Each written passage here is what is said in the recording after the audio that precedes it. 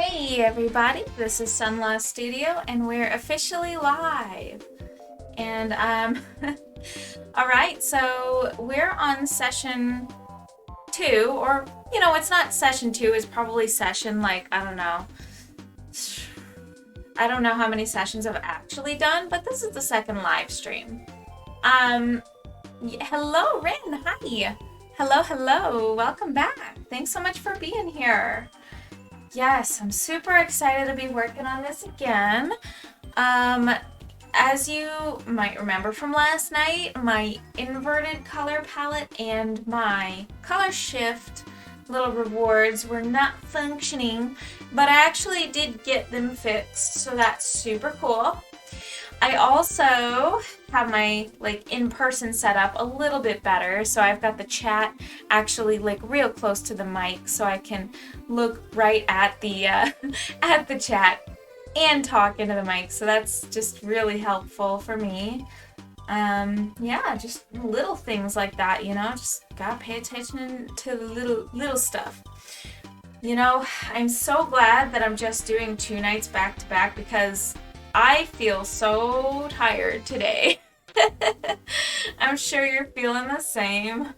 Man, yeah, you were up. You were up until early morning. Yeah. It's pretty crazy stuff, man. Pulling those all-nighters. I got my night coffee, as you may see, as I'm holding it over the painting, making everybody nervous. But don't worry, I've got a handle on it. I say that, but I'm actually sometimes really clumsy, so maybe I shouldn't have so much confidence. Yeah, so I'm assuming tonight's probably gonna be pretty low-key anyways, just because, I'm pretty beat, which, it's all good if it's pretty low-key, because I'm, mentally sleepy. I'm definitely not gonna do a really long stream tonight. I'm gonna do probably a pretty reasonable session, but you know what? Now that I've got the setup going, and the setup is just way better than it used to be, I feel so much more comfortable with just setting up art streams now. In fact, it's much less of a hassle than it used to be. Night Owl Terror, hello! Night Owl of Terror, how are you doing? Yeah, I had stuff to do, so I was back up at 8. Oh, man. Oh, Rin.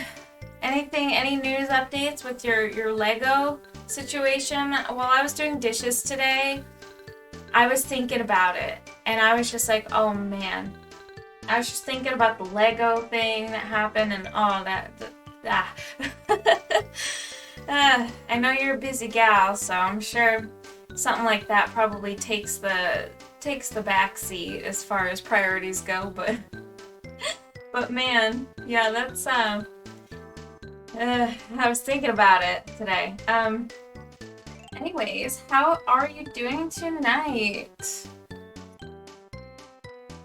I'm just sipping on some night coffee and praying that my energy comes back. I believe that I kind of know what I want to do a little bit in this session. So I definitely, I spritzed the canvas so that it's prepped and ready for me to just kind of start painting, which is nice.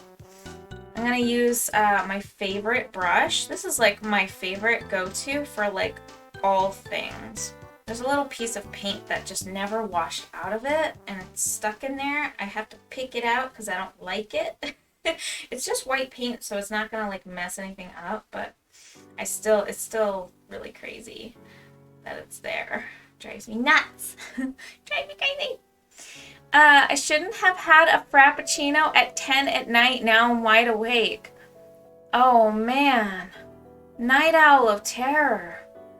You sound just like me. That's why we get along. Oh yeah, just put them in a little tote. I'll handle it tomorrow when I have time. Oh, nice. So you put it all away, and then you're gonna handle it when you've got basically your scheduled time off. That's cool. That's great. Right on. You got a game plan and everything.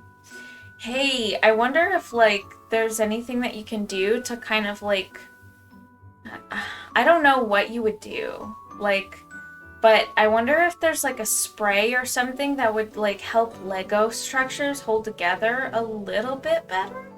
I don't know if that's a thing, but you know, I don't know, I just randomly thought of something like that, so I don't know if that's a thing that they do or sell, but you know, it just suck if that ever happened again. Just, oh man, all that happening at once is just crazy.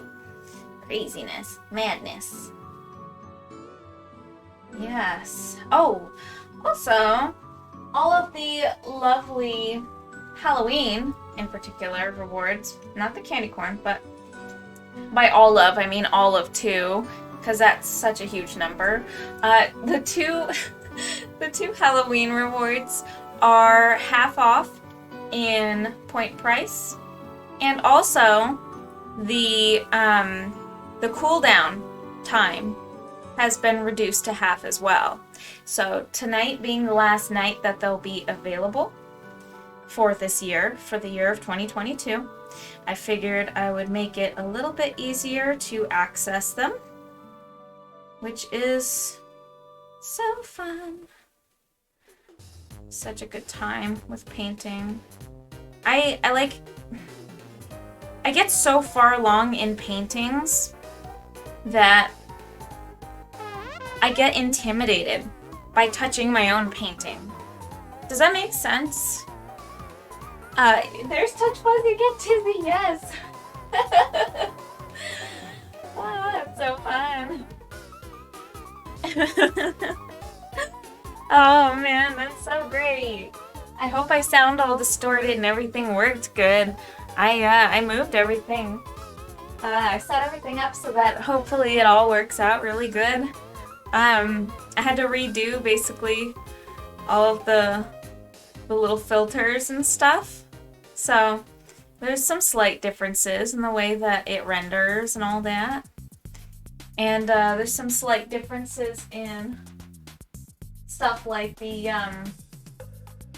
like the distortion. I forgot to do the poofs last night. Well, good news, Rin. I also made it so that the puffs, I was thinking about making them a little bit different for the terror theme, but the puffs themselves are the same. But the distortion in the background, I changed it from what it was, which it was way too bright before, so I just changed it to something dark, and it's still rainbowy, so. Alright. I am missing something. Oh, I'm not missing something. Scratch that. So, I'm going to use a paper towel. I usually just hold on to a towel or a paper towel while I'm painting. It's really good for like switching colors and for you know, just kind of drying your brush, because you kind of want to have like the exact right like levels of moist in your brush. A spider! I only saw the message, the spider message. I didn't even see the spider itself. Ah. Ah. Oh man, speaking of spider. Well, I was in my daughter's room today and we were playing together and cleaning up some of her messes and also like looking for some of her missing things that she wanted help with. I came across a massive cellar spider in her room and I'm like, no, you know, so I had to take care of that. And gosh, we have such a problem with cellar spiders this year. It's crazy how many we have. I mean, I guess it's because like we have like the chickens now. Like with the chickens, it's crazy how much other wildlife, space time, yes. It's crazy how much other like, you know, pests and and insects and, well, in that case, arachnids, all just show up because, you know, there's more things happening. So like the chickens themselves, they attract so many crickets. So many crickets. I've never seen so many crickets in my life. We have so many crickets. And then those crickets attract a million other pests. And it's just really crazy. Like, all of a sudden, our pests are kind of out of control. And of course, you know, like, it's a little complicated too, because my husband, he's not a fan of like spraying for pests. He's not a fan of like the chemical process and all of that, and he kind of feels bad for them. And you know, I do too. But like, so I'll take care of it now. Like, I will do it once in a while, but I try not to overdo it. But yeah, like, it's it gets to be a lot. It gets to be a lot to deal with as far as the pests go. So it's like, it's worse in that regard. Haven't had any, like, you know, after the scorpions stopped showing up, they pretty much just, they stopped, you know. They don't really come into the house so much during this season, but every year perpetually we get so many scorpions. A terror thing. Ooh, spooky. Speaking of chickens, other birds were eating the feed for them. Lost count of how many times I had to chase those stupid common birds out of the coop. Yep, oh my gosh, I know, Tara, that's a problem for me as well. But you know what? We actually, it's so hard to sound spooky and creepy while I'm talking about, like, chickens, and you know, what I'm about to talk about is pigeons. There's this brown pigeon that comes around the backyard, and he's interesting because he's definitely someone's actual, like, pigeon from, like, an aviary. Like, this pigeon is, he has a leg band, and he is not like any of the species that were around in our area. He's brown, and he has white surrounding his eyes, and he's interesting. He's got that little leg band, and I call him Little Buddy, and he's the only one. I'm like, okay, you can kind of hang around us, but and he's real clumsy. You know, he's not a wild bird normally. He got away from someone's aviary, I'm guessing, or, you know, their pigeon coop or something, because he's always in our yard now. He hangs out with the pigeons that chill in our yard, and he comes over a lot, and he's the only one, but the other birds, my gosh, they are a nuisance. They got like the painting like this. Yeah, with the red isolate. It's so fun because I love LUTs. There's so much that you can do with them. It's just a filter that you apply to an image that essentially rewrites the color space. So there's like the full color range in a normal LUT. And if you apply it onto something, you can actually just alter the colors that are there. So it can actually change any color or any color with any saturation or value to whatever you like. So if you make custom LUTs, which I have like a whole folder of a whole bunch of ones that I made, which I've put together a Google Drive that I'm actually working on for subscribers, that you'd be able to access within the month that you're subscribed.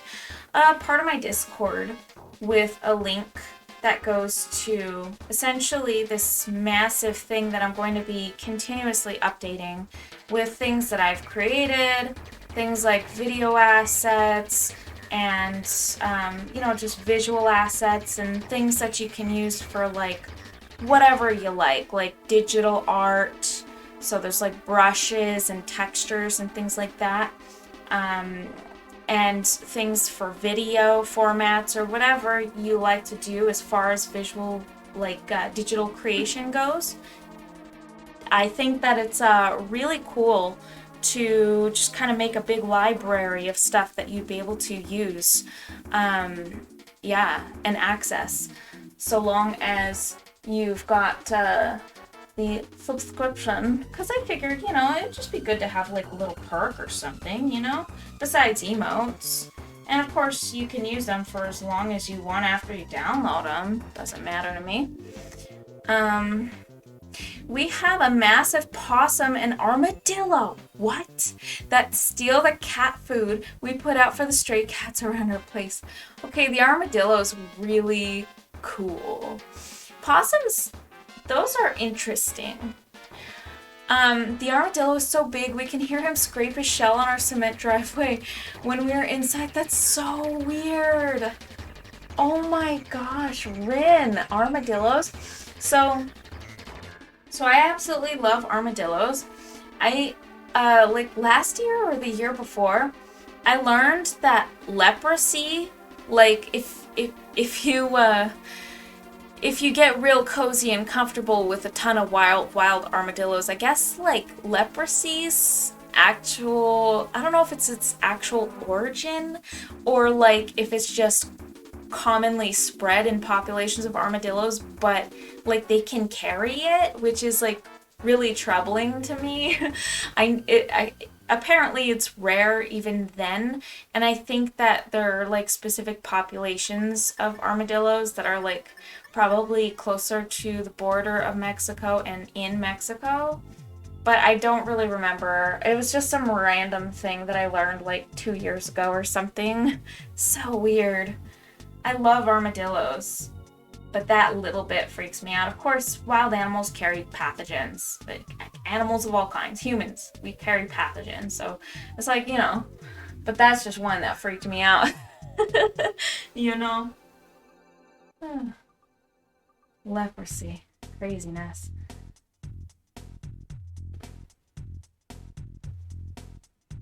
I can vibe to the Earthbound music for sure. I always get nervous when I'm like painting on like a painting. Like sometimes I have to kind of like break out of it because I like get into this. I get into like this zone where it's almost like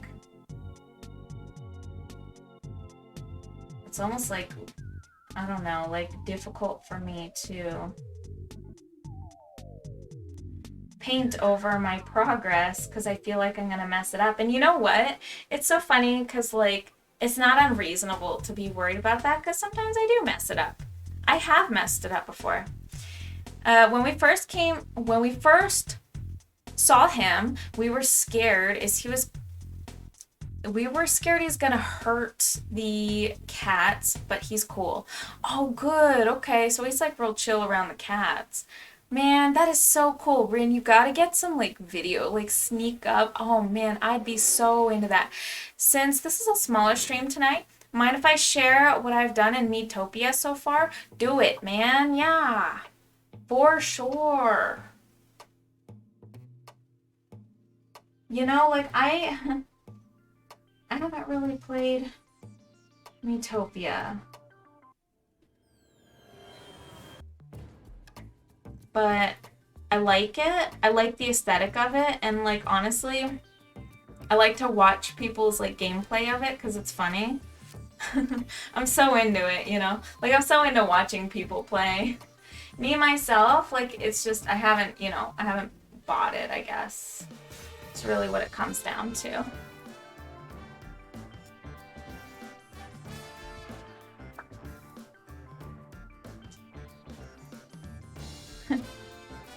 I'll try Sunla. Oh man, I'd be so stoked to see that. Like stoked. Oh man. I'm sure it's hard to like probably capture video footage, especially when, like, you know, like with wild animals, they're pretty keen and pretty clever, and they don't really, they're usually pretty camera shy. Yeah, so I understand it's pretty hard to get, like, you know, footage of certain animals.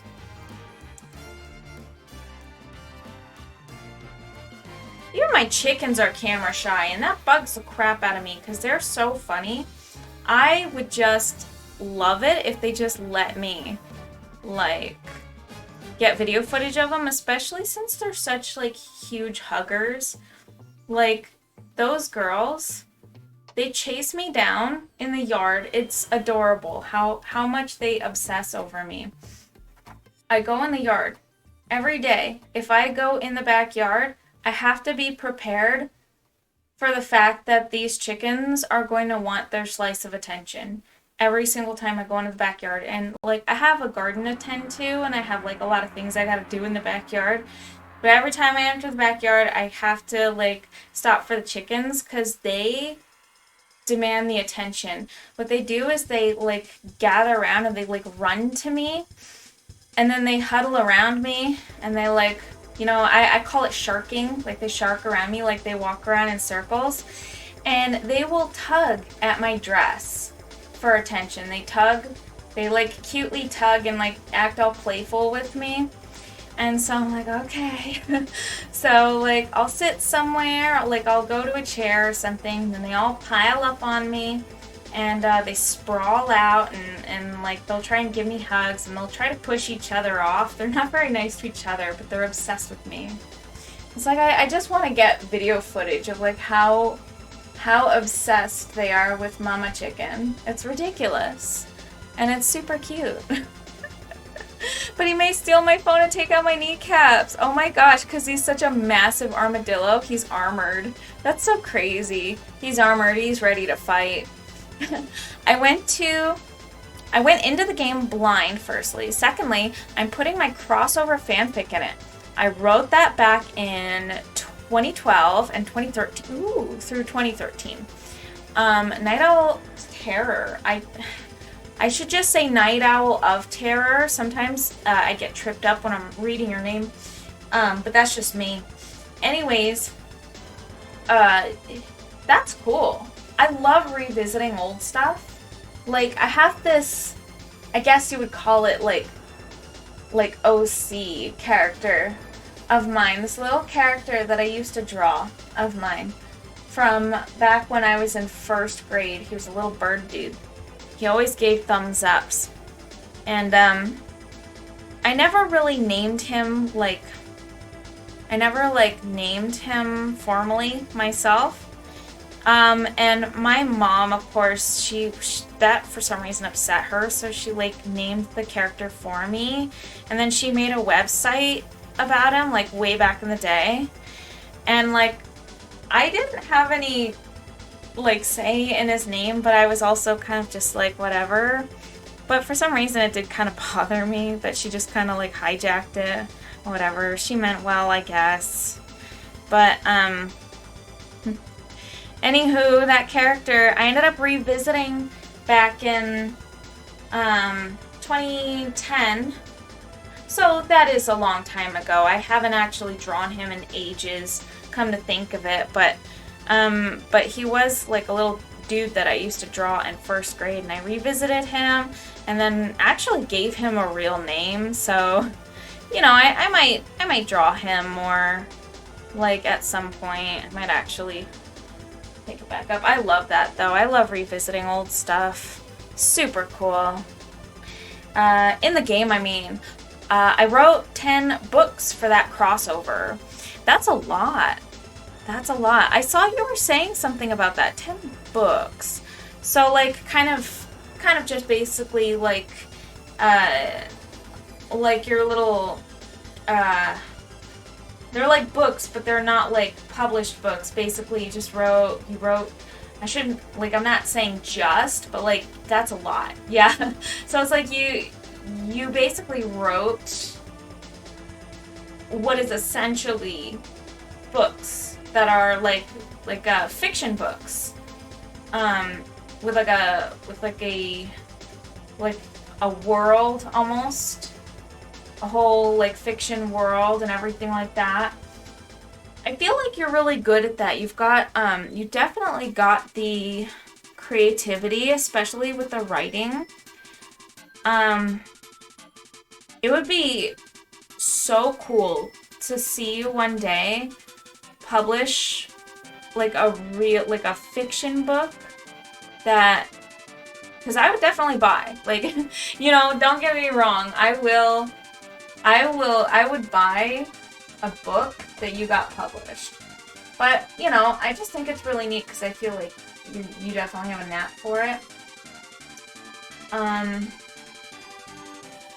So what else was I going to say?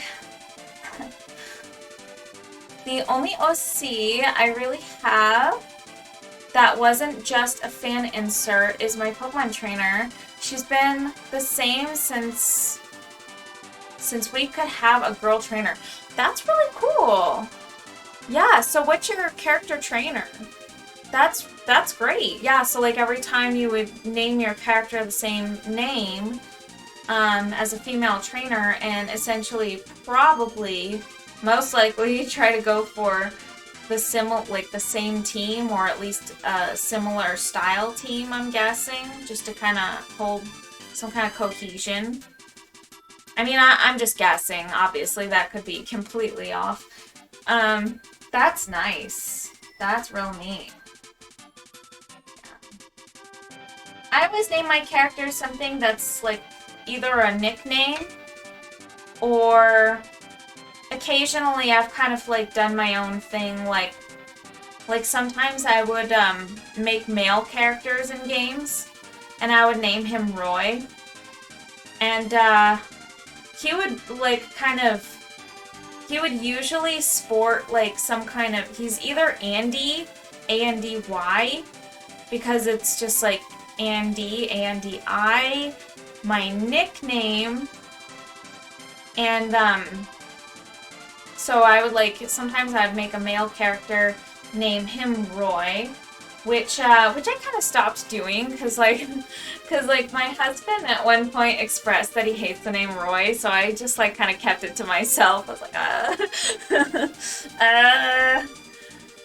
yeah. So that was one of the names that I used to pick when I would have male characters that I would that I chose for games, if I felt like the male character was just more kind of what I was going for as far as aesthetic goes. 'Cause sometimes the females are for some reason sometimes they're real skimpy in games or something, or they'll be just kind of a style that I do not like, to the point where it would push me to choose just the opposite gender for that game. So it doesn't matter to me too much. I'm not rigid. I don't pick specifically one or the other. Sometimes I'll do male characters that have the name Andy or used to be Roy. And I always go for an aesthetic that's red and gold. But that's just what I like to do in general. I like to dress with lots of red, and I like to use gold accents. So I just think it looks really cool. And the name Roy kind of goes with it because it's royal. Roy. Yes, I combined several franchises. Okay, sorry, I was just checking to make sure Rin's message was one that I read. Okay, good. Yes, I combined several franchises. It has the franchises of Power Rangers, Warriors, My Little Pony, Full Metal Alchemist, Harry Potter, Code Lyoko, ooh, Code Lyoko, Wizards of Waverly Place, American Dragon, Ben 10, and Danny Phantom. That is a super mishmash of a lot of different universes. Holy moly. I'm trying to picture all those things together, and holy wow. There's a lot to balance there too. that's a big project. Like, seriously, I mean, like 10 books based on like that many different universes, that's a lot to balance. Holy moly, I wouldn't even know where to begin, Owl. Holy moly. That's crazy. And Bakugan. Wow. Yeah, it is Ella. She gets new Pokemon when she goes to a new land. Oh, that's great. I like that. That is great, Ella. That's a cute name. Very nice, Ren. Very, very nice. That's really cool. Does she have like anything about her that you try to keep like cohesive in the games?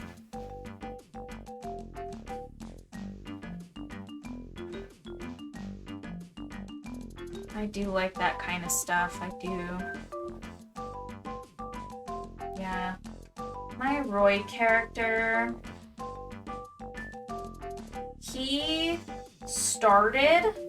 I started using Roy as a name in Pokemon Black 2 and White 2 because I just had to pick the male character in that because he had the big fluffy hair and the visor. I was like, and the girl, she just had this really long but super stick straight hair and the buns, and I was not about that.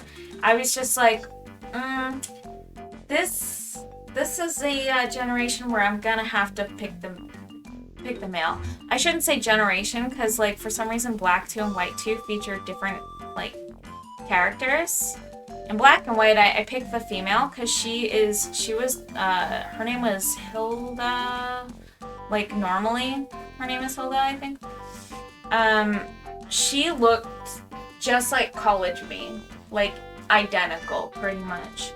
In fact, it was, like, kind of shocking to the point where it's like, that came out when I was in college, and my brother was like, did you see the new Pokemon trainers? The girl looks just like you. I was like, oh my gosh. And I looked and I was like, oh my gosh. Like, just down to the dress style and everything. Like, the curly long hair and a ponytail and the hat. Like, everything. It was down to... That was my style. That's what I wore. That's how I walked around. Like, I looked exactly like Hilda, and it was so weird. So, of course, I picked her. That is my favorite trainer, hands down, just because she resembles me. At least when I don't really dress like that anymore. These days, I'm usually wearing dresses.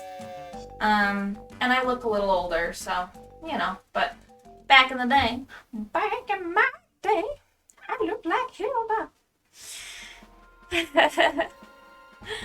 Oh.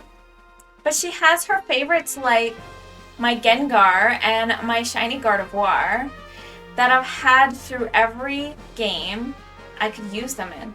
Ooh. Gengar, Shiny Gardevoir. That's so nice.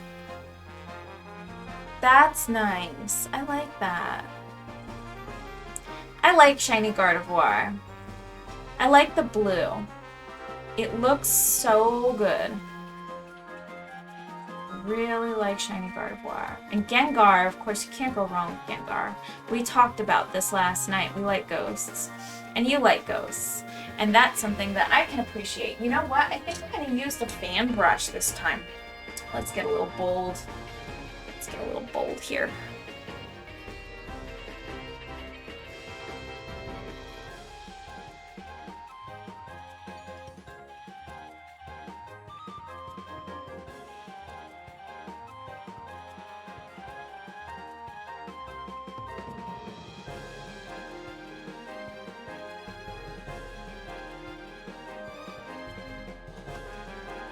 Fan brush. Ooh. Just kind of gives it like a little splash. You can kind of just see like this little splash coming off the side there. Yes. That's what I'm talking about.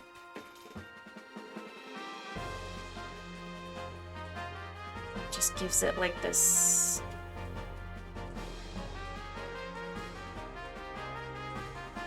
Yeah, there we go. I like that. I do. And then of course, when I do finish up like a lot more of the detailing and everything like that, I love to do, like I did it over here, I love to do the splash paints. I do the flicks. So you kind of, what you do is you take a brush and you just kind of dab, dab, dab into the white paint. And then you take another paintbrush, preferably not one that has paint on it because you don't want to fling it. And then you tap, tap, tap, tap, tap, tap, and it flings it just in kind of like the direction that you're doing it. So you kind of have to like be a little, you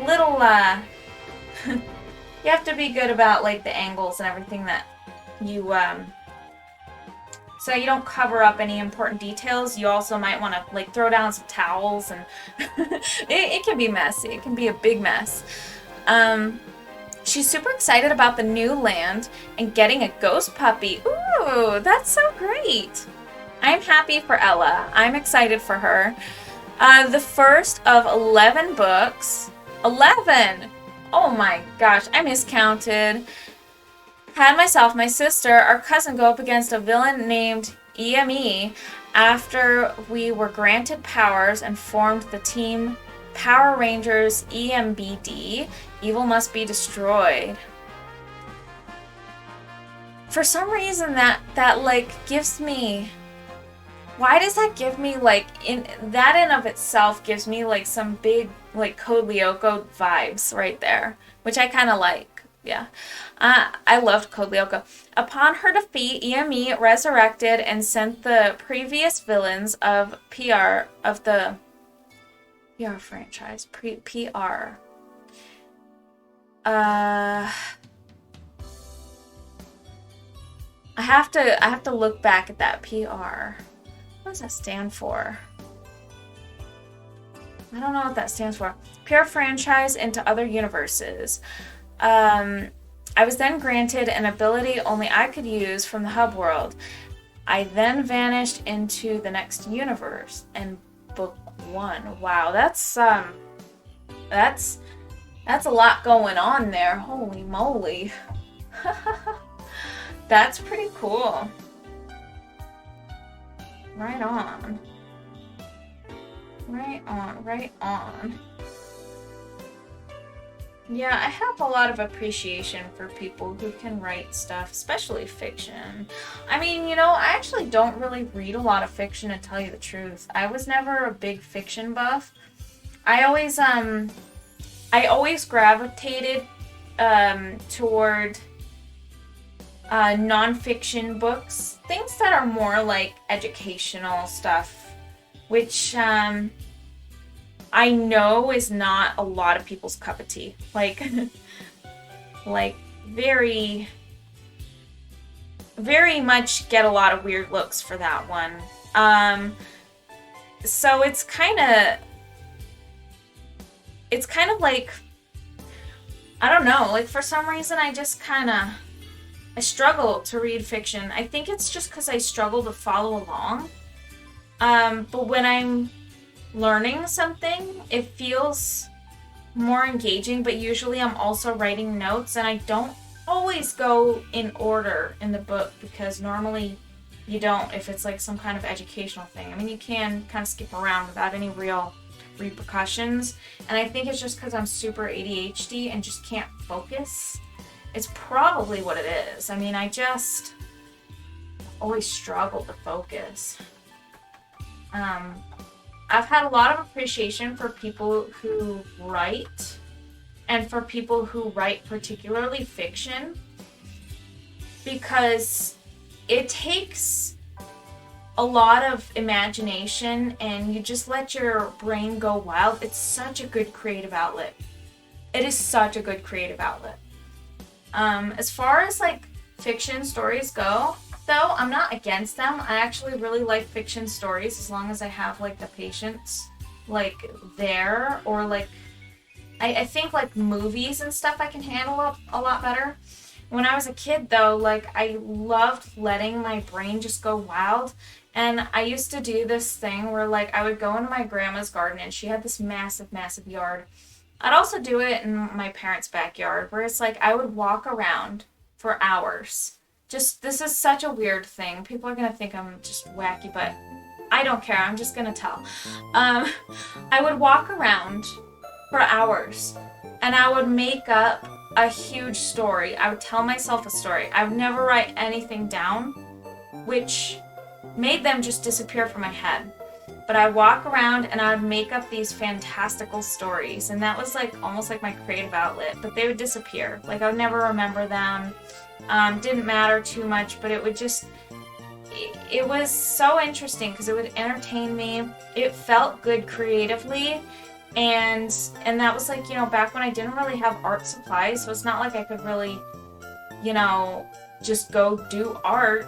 What I really wanted was just a good creative outlet, and that did it for me.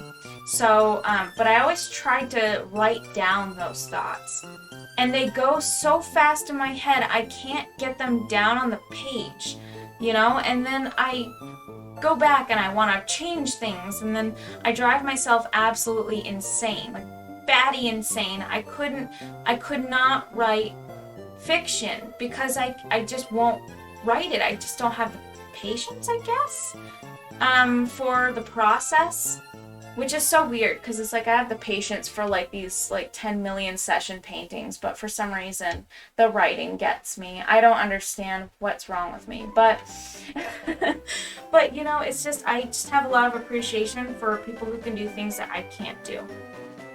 And there are a lot of those things, but there are a few of them in particular that I really, that I do hold in very high regard, which is like writing fiction, realism, hyper-realism, when it comes to like painting and you're like copying from a source. There are artists out there, believe it or not, this is coming from someone who is an artist who has kind of like been in and out of art communities, but there's this one thing that I've heard so much from other artists is that they would slam people who do hyper-realistic or just very realistic artwork, and it looks incredible, right? Like it looks incredibly real, and they're copying from a source image, right? But the artists who are salty would say things like, it's not impressive because they're copying from a picture. But I hate that narrative. In fact, I cannot copy for the life of me. In fact, those people would be more impressed with what I'm doing, like putting things like inputting information in my head and then just spitting it out in my own way, like completely from my imagination. But to me, that's not as impressive as copying, because I never could copy correctly. It always looked weird. I can get things out of my head, but I can't copy a picture. And so I think that it's a skill, and it's in a way, a talent that that I think like not everybody I know not everybody has, because I don't have it. And it's just one of those things that I hold in pretty high regard when you know, especially when I see that other people don't really appreciate it as much, which is, by the way, just ridiculous. I love it when someone can like produce hyper realistic stuff from an image. Gosh, it blows me away. Incredible, truly. Let's check this out. Let's see. PR's Power Rangers. Oh, I should have known that. I said I'm thinking, oh, let me go back up. Oh, I'm missing stuff. I just went on a total tangent. I always play boy characters, especially in Fire Emblem, because different characters have different things to say depending on your character gender. Yeah, Rin, I agree with that. I actually have always played as well, in the first one, I only played Fire Emblem Awakening, and that was the only one where you could actually choose between male and female. Like you were the tactician, and you weren't the lord, and the lord had like an assigned like name, gender, everything. Prom, and he had a daughter and all that fun stuff. Lucina. All right, so let's see. I'm thinking of rebooting the series. That would be really cool, Night Owl Terror. That'd be really cool. Power Rangers. Yeah, I should have known that it's Power Rangers. It's so funny. I'm trying to go back. There we go. Okay. I'm one of those people who really love fiction. I read fiction 9 out of 10 times. Nice. I think there are a lot of fiction lovers. And there were a couple of fiction books that I really, really enjoyed in high school. But trust me, it took me so much more effort just to dial in and pay attention. And there's so much more rereading that goes on. I just wish that my brain wasn't wired that way because I know I would enjoy it. I know I would. Ever read the Courtlight series? Says Night Owl of Terror. Rin says, no, but let me write it down. I'll check it out. Nice. It's only available on the Kindle, last I checked. Chill Theme is active. I like Chill Theme. Very chill. I have so many notebooks filled with short stories and characters info that I've been writing since middle school. I like that. It's just nice to have like those. See, that's like OCs. That's like characters. Let me know if you reboot the series for people to read. I'll check it out. I need a good fanfic. Nice. Oh, Awakening was all I played, so I didn't know that, and I always have a save for a girl and a boy. That's good, yeah. I always stuck to having a female character until I unlocked the super difficult mode. You know what? There is the hardest mode that you have to unlock. After unlocking the other hardest mode, it was like very hard or extra hard or whatever it is, or super hard, whatever the mode is, plus. So like you have to unlock the hardest mode that's secret in Awakening by beating the game on the hardest mode that they give you that's available. And then there's a super secret one that's basically impossible mode. And I never finished it. It's straight up. It's brutal, dude. Literally, your odds. I think I got to chapter 4. Your odds of winning even just the first map, you get one-shotted by everything. So you better hope that everything misses. So it's basically a game of trial and error. And everything is permadeath. And everything one-shots you, has a very low miss rate, if at all. And in order to get that, you have to be on the right tiles, and you have to pray to the RNG gods that it'll work. And you have to do a lot of save scumming to get through that. And I just thought it was so brutal, so I stopped playing after that. But that was the character, I used a character that was a male that time, and I named him Valentino and gave him pink hair because I thought that would be fun. I don't know why. Valentino, you know that Valentino, the guy with the pink hair. My character before that was just Andy, and she had blonde hair, and she had braids or something. I don't know. I just picked what they had. But yeah, I thought it was pretty cool. Awakening was fun. It was definitely interesting because the series had changed so much with that. It wasn't always like that. You know?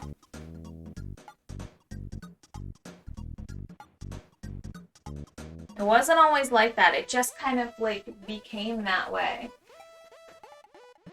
With the whole relationships that they would have. I mean, you could actually, in the older games, you could actually get dialogue and they would just talk to each other, and then their friendship their friendship rank would level up. And it would make it so that they would be stronger if you had the units placed next to each other. If I recall correctly, it's been a while. But it was really good for the tactics piece of the game, which was super fun. But yeah, like, in Awakening, it was strange because they would actually have, like, legit relationships, and there would be, like, scenes.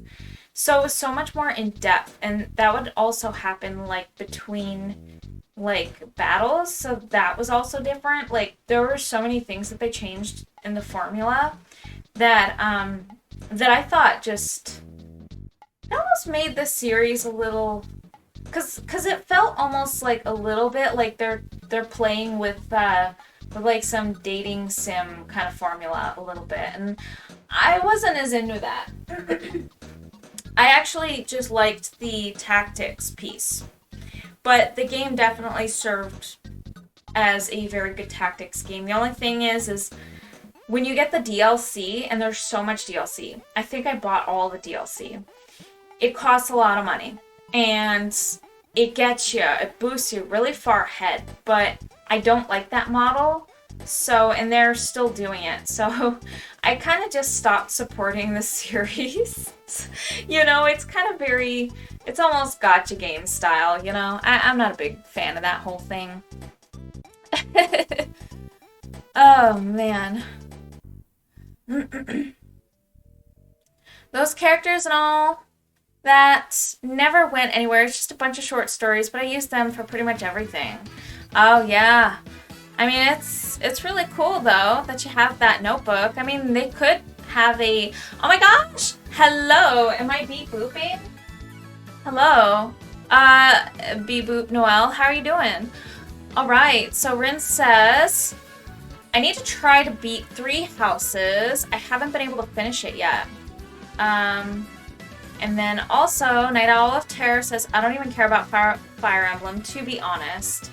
Yeah, I didn't. And then somebody recommended it to me, and so I tried, I was super bored, and I was, like, emulating games.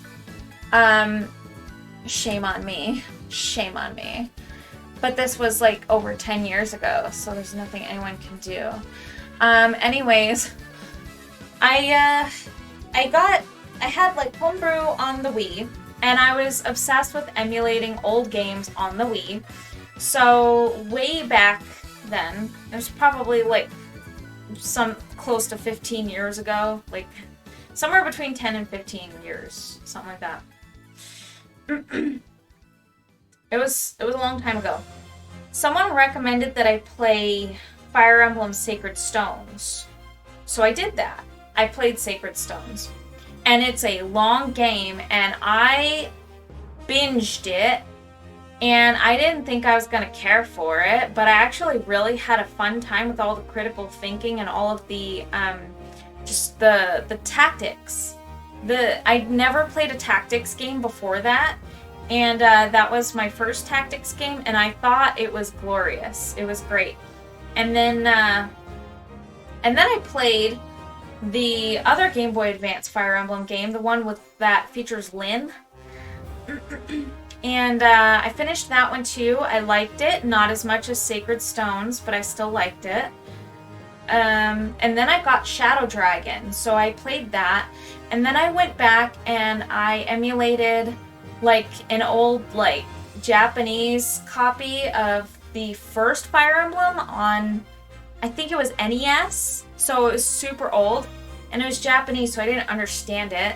And then, you know, like the dialogue and everything like that was really, it was hard to read, but the cool thing was, just from playing the other games, I knew exactly how to navigate the menus, and I got through, and then I stopped playing around chapter 8, because I think it started getting too hard to not be able to read what you're I needed to be able to at least read, so I was able to play up until then. And then I kind of stopped because it started getting kind of challenging.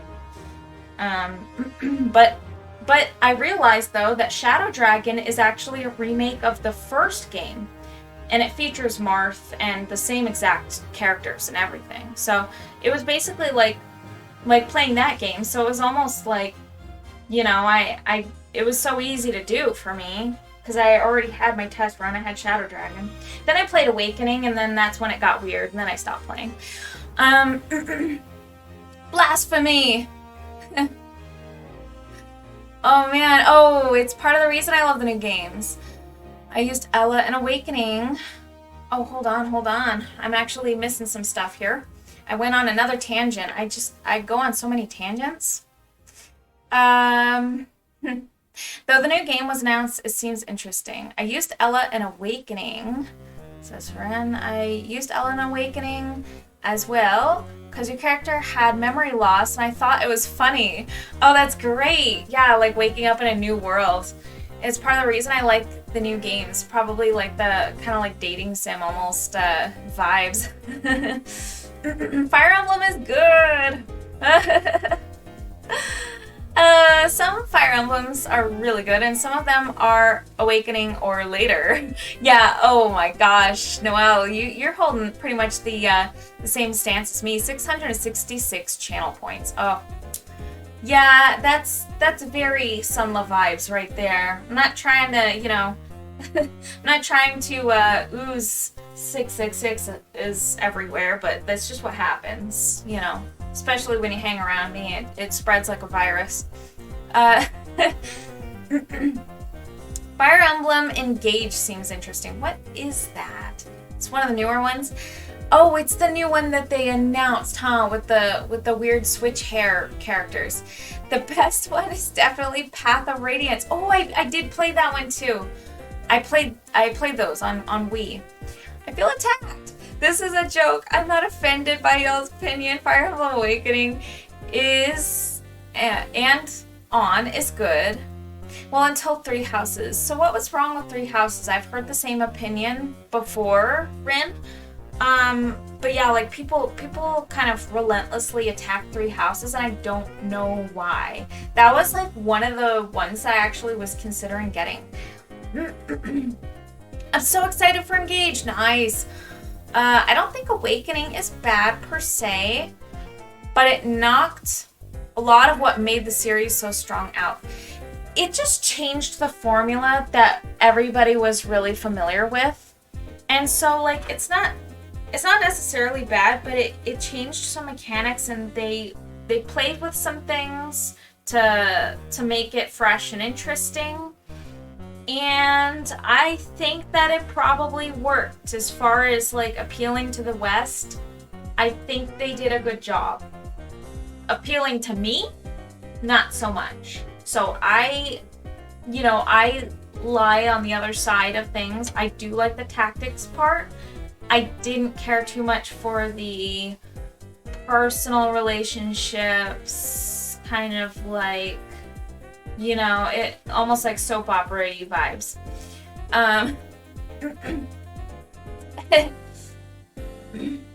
Have not played any. If you like Tactics Night Owl of Terror, which I feel like you would if you gave it a try, I definitely recommend trying one before Awakening and one Awakening or Beyond. I would definitely recommend trying both because they're so different. They're so vastly different. And so I think that like the audience would kind of flip. So like you might actually like the older ones if you like say Sacred Stones. You might even like both. You might like Sacred Stones and you might like it Beyond. I have a feeling you'd probably like the later ones just because they have so much more character development. I mean, like all the characters do have like personalities and like everything like in the older ones. But I feel like the whole universe is like all the characters are so much more written in Awakening and Beyond, I think. So they put a lot of emphasis on the characters, and there are a lot of Fire Emblem characters. There are a lot. It's like Pokemon, you know? So if you keep up with the series, you might know him. You might get to know him, but don't count on it if you're like, you know, coming in late into the series or just have skipped some games. That's how it feels. Alright, also Awakening's translations were really bad for some reason. Were they? I hadn't noticed. Still hyper. That's what a Frappuccino will do to you. But you know what? I like being hyper at night. That's how I feel anyways. I'm not sure. They're super overcomplicated. The rank up and the hub world was too big. I kept getting lost looking for the one character I needed. Oh man. Oh man, that sounds tedious. Yeah, I tend to have less patience for games these days, but I guess that they've kind of conditioned us to be that way. Honestly, they've kind of conditioned us to be that way because there's so much like skipping around, hand-holding, and the like in games. And the reason for that is if a player loses interest in the game, they're going to go play another game, and there's so much competition when it comes to entertainment these days that they just can't afford to let that happen. So, you know, like things like that. Oh man, things like that can be like a real bummer for the player. But yeah, like our attention spans have changed over the years. I've noticed it. I went back and have played like really old games and I'm like, man, this is so tedious. I did this when I was a kid, no sweat, you know? No problem. But now, nope.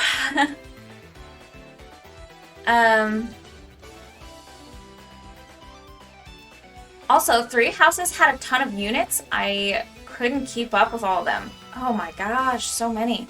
In Awakening, they changed a lot of support conversations and also removed an entire character relationship because they were too lazy to translate their support conversations. No, what? That's weird. How are you used to being hyper at night? I wouldn't say that I'm used to it lately. Lately I've actually been like needing to sleep at night. Just because I would try to be more on my husband's schedule. I think just because he really wanted that, and I have to get up in the mornings, like bright and early in the mornings now, so I can't really afford to be up all night very often now. So I don't try to overdo it anymore, especially since, like, I have done that, and, over the past few years, it's been kind of, like, causing some problems for me. I just can't handle it as much as I used to. So I don't really do it as much. But I like having energy at night because that means that's my quiet time. That's my me time. And I love my me time. You know? Alright. I do kind of want to make these a little brighter.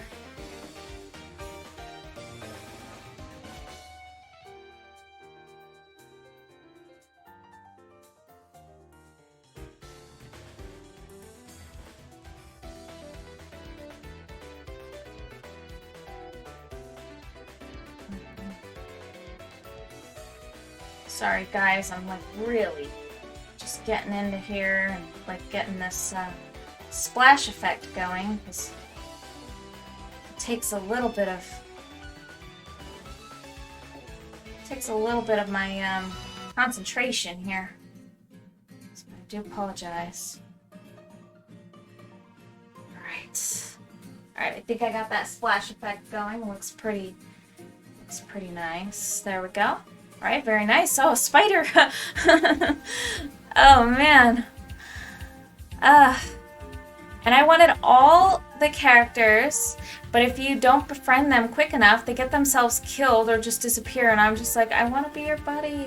Oh yeah, that's one of the big challenges, at least in like the early games. I remember it being pretty difficult. You had to be very strategic about how you handle getting to them and who talks to them, because they're not going to go with you if you just talk to them with anybody. It's got to be a specific person, usually, or at least like a select few different units that you got to take with you, and you got to get them over to where you need them to be. And I remember that being like really challenging in like Sacred Stones. I remember one of them, you had to fly the knight character on the Pegasus Rider character, and you had to like fly him a specific path across the ocean to like an isolated section of land. And if you didn't do that quick enough, he would get killed. And you would like talk to him. You had to talk to him before that happened. And rescue his butt because he was gonna die. I remember that being a thing. That was crazy. Oh man. Wait, wasn't the support changes in Awakening needed? I wouldn't be one to speak, so I don't know. I'm sure Noelle would be able to weigh in on that one. Wasn't that the one of the characters basically said they drugged you or something along those lines? Oh man. Oh yeah, probably. They're probably going kind of like, you know, going soft for the Western audience, you know, just kind of afraid of the you know, potential backlash and all that.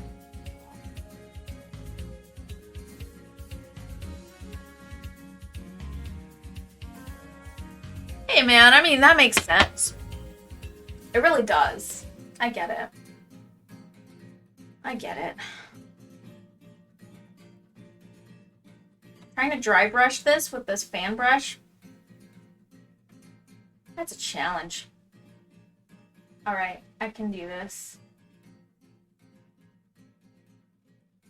And I have to be like real gentle. Real gentle. So gentle. Okay, here we go. Yeah.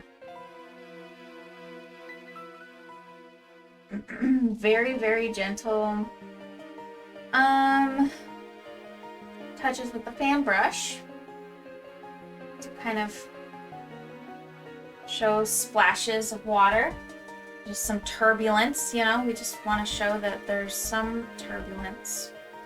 In the waterfall here. I'm going to make kind of like a little slight misty effect as well. I do have to use a different brush for that. In fact, while it's still semi-wet, I should do that now. Semi-wet, but not like completely dried. So we can kind of like get a little bit of a misty effect going on.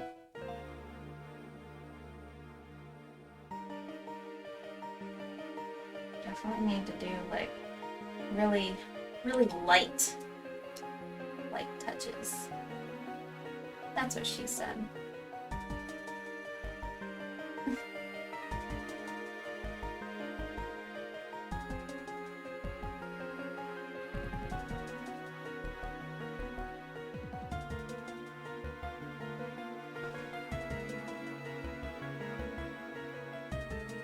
What am I hearing outside?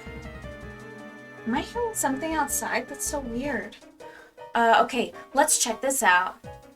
All right. Not that conversation. It was the two ninja characters who reminisced about working under opposing masters. Two ninja characters. They completely removed their dialogue altogether. Anyway, how far behind are you in commissions? Curious. That's a good question, Night Owl of Terror. That's really cool that you're interested, that you sound interested. Um, to be honest with you, this is my only commission right now, and I only kind of let this one commission in because I really wanted to do it, but I'm also behind on this particular commission just because I have severely lacked the time in recent times due to just very um, personal types of issues where, I mean, like, I don't know that I would call them like issues. It's just the lifestyle thing that I've got going on right now that's kind of over time evolved and changed and has kind of made it a little bit difficult for me to find the time to get into my workshop. Just lifestyle things that have like accumulated over time. And not necessarily stuff that I thought would make it this difficult, but just have. Uh, so, I've kind of had to slow down a little bit on taking commissions in and just doing even my own artwork in general. Like, it's just been music stopped, so I don't know what happened to my playlist. I guess I gotta do something about that. In fact, Nintendo Treehouse was doing so poorly for so long that they got canned altogether. Nintendo Treehouse, I used to watch that all the time. Were they were they canned? Yo, Lemon Fluff, hello. Here comes the Spidey. Hey little buddy, hey little buddy. Come on over. Come on over.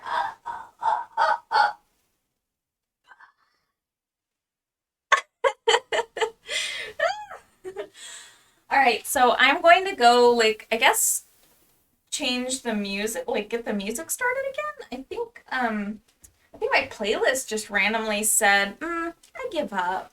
So let's go check on it, see what happened. It has happened before, so, not even surprised. It's okay. Truly. All right, let's see.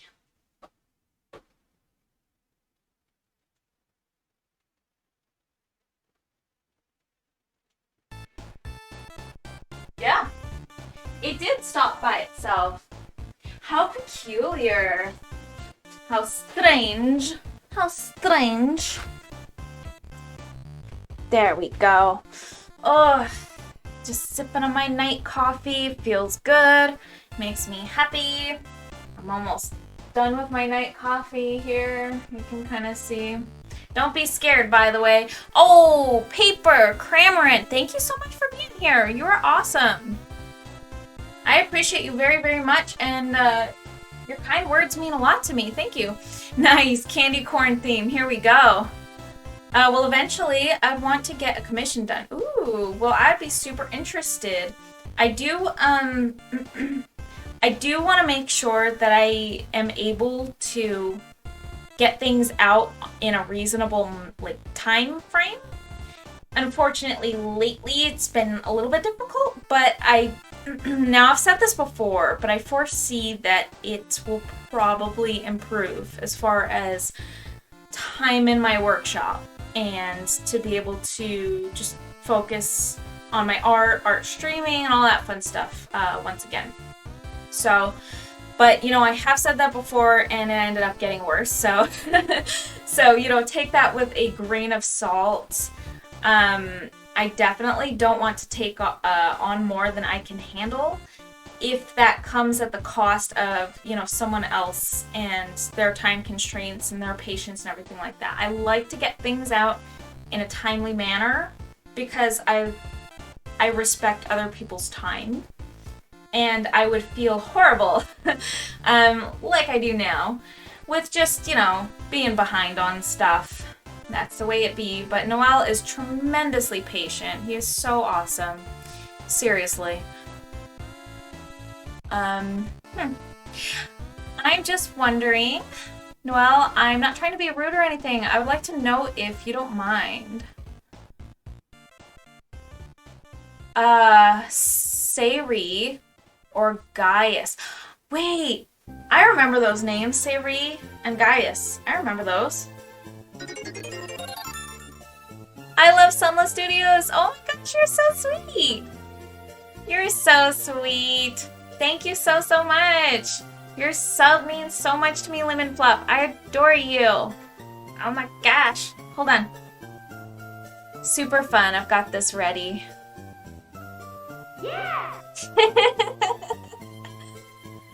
Thank you so much, Lemon Fluff. I adore you. You're so sweet. Oh, hey, Noelle. I didn't, I mentioned at the very, very beginning of the stream, but I'm pretty sure it was pretty, like, I think it was just Rin and I chit-chatting. But I did want to let you know I have officially fixed inverted palettes and color shift. So those should both actually be for real functioning now. I went ahead and, you know, like fixed some of those up and tested everything. Yay! BRB, I need more coffee. Coffee. Yeah, I'm getting there. I need more coffee soon too.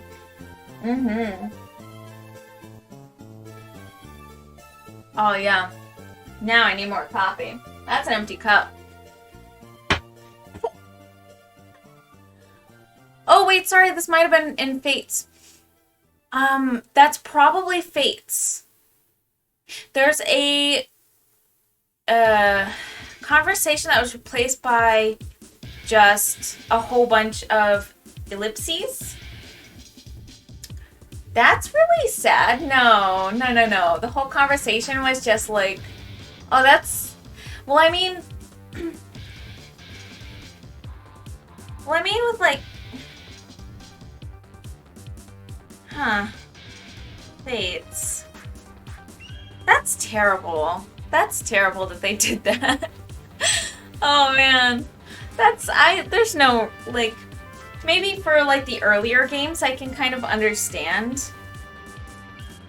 But I feel like I heard something in here. Sounded like a cricket. Sometimes I get crickets that wander their way in. It's not very common, but it happens. But you know, at least crickets aren't scorpions, so that's cool. And I'm not saying that for no reason, by the way. I have had lots of scorpion buddies. Just, you know, chilling in my workshop. And, you gotta love it. Gotta love it. Okay. So, let me think. There's more that I want to do over here in... What's that sound? What's that sound? It's tripping me up. Oh, the coffee. Chicken food. Oh, wait.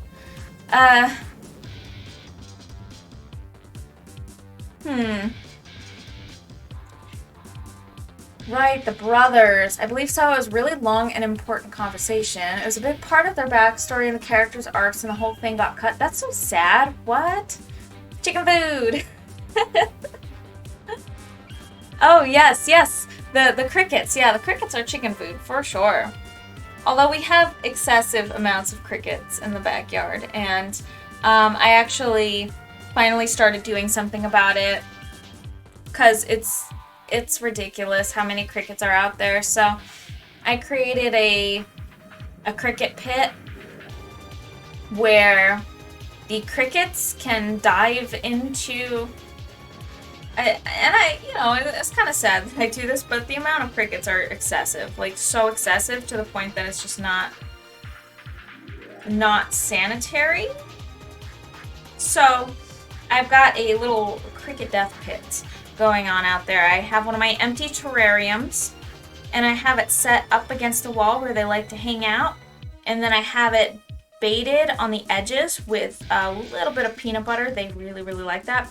And just at the bottom, there's a nice layer of diatomaceous earth. So they fall into it, and then it's game over.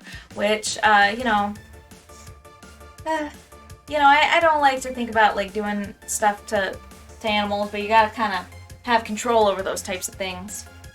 You know, especially when you got chickens. Coffee, coffee, coffee. I like coffee, it makes me hyper. Alright, so, getting distracted here. Now, what was I going to do? Oh, right. I think right here, we're going to go ahead and take a teensy bit of cyan. Just a teeny tiny bit. We're going to go this. A little bit of cyan, a little bit of white.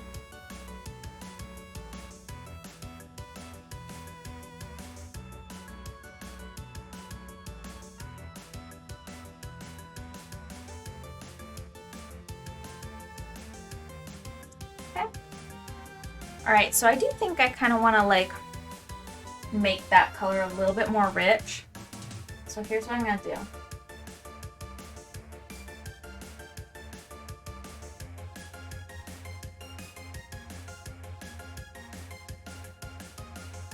A little bit of white, a little bit of vermilion.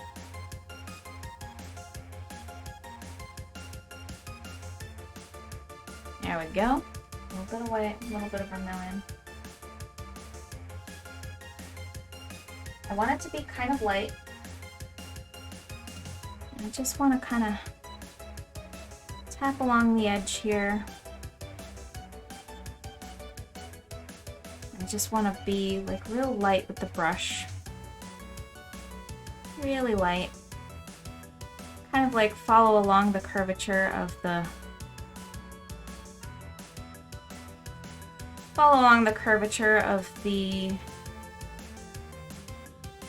waves and the turbulence and the waterfall. Just a bit. Kind of drag that down into an arc. Yep. Okay. That looks a little bit better. And we're gonna go ahead and I feel like I just didn't do enough with this last night.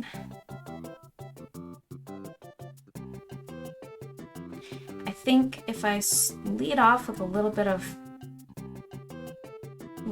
white as the foundation, I can kind of start to paint in the colors over top and just dry brush it with a very transparent color. Yeah.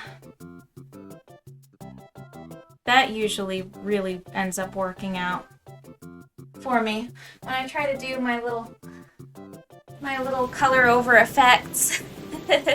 Lightning themes, sick. I do like that. I remember that I was so confused trying to remember ninjas in Awakening. Nice. Yeah. I was confused too. I was thinking about the ninjas. I was like, I don't really remember. I could only really remember Gaius because Sayri was an Afterstory character, and I didn't remember them interacting too much. That's who Sayri, I remember her.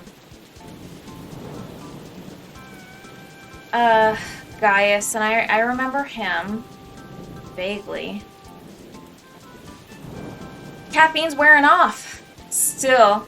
For 4.5 hours, the caffeine bugged you for that long? No way, that's crazy, Night Owlitaire.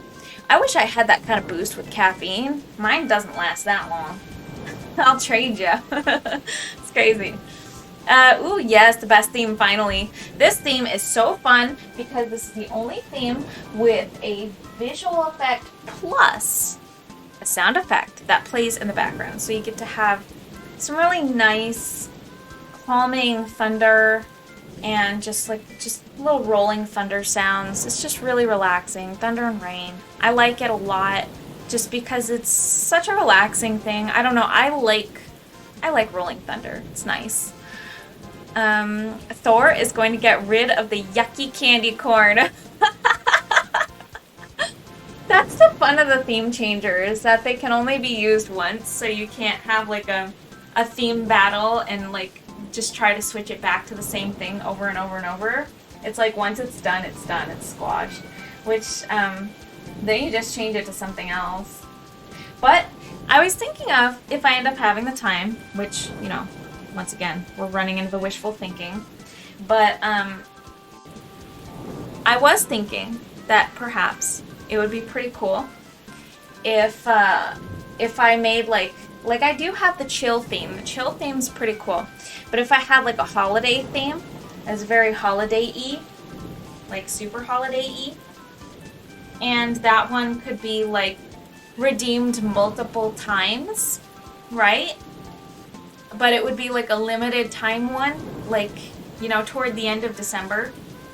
It would have its own playlist of music, and it could be redeemed multiple times, but there would be like a cooldown, and the points would probably be kind of high. So you couldn't just continuously spam just that one. It would have to be like you use it, and if it gets overwritten, oh well, kind of thing. But that kind of sucks too, now that I think about it. There's no way for me to disable other themes for a specific amount of time as well once one theme has been redeemed. So it's kind of just a free-for-all, you know what I mean? That's how it goes. Actually, that Frappuccino did that. A regular cup of coffee, for me, lasts around 1 to 2 hours. The Frappuccino is probably because it's overloaded with sugar. The Frappuccinos, they do have a pretty significant amount of coffee in them, though. So if you got your Frappuccino from Starbucks, I used to work at Starbucks, and I absolutely loved being a barista, by the way. It was wonderful. But anywho, the Frappuccinos have a lot of sugar in them, but that's just because of the base that they blended in. The base is like normally sugary, unless you get it sugar-free. There's a sugar-free base.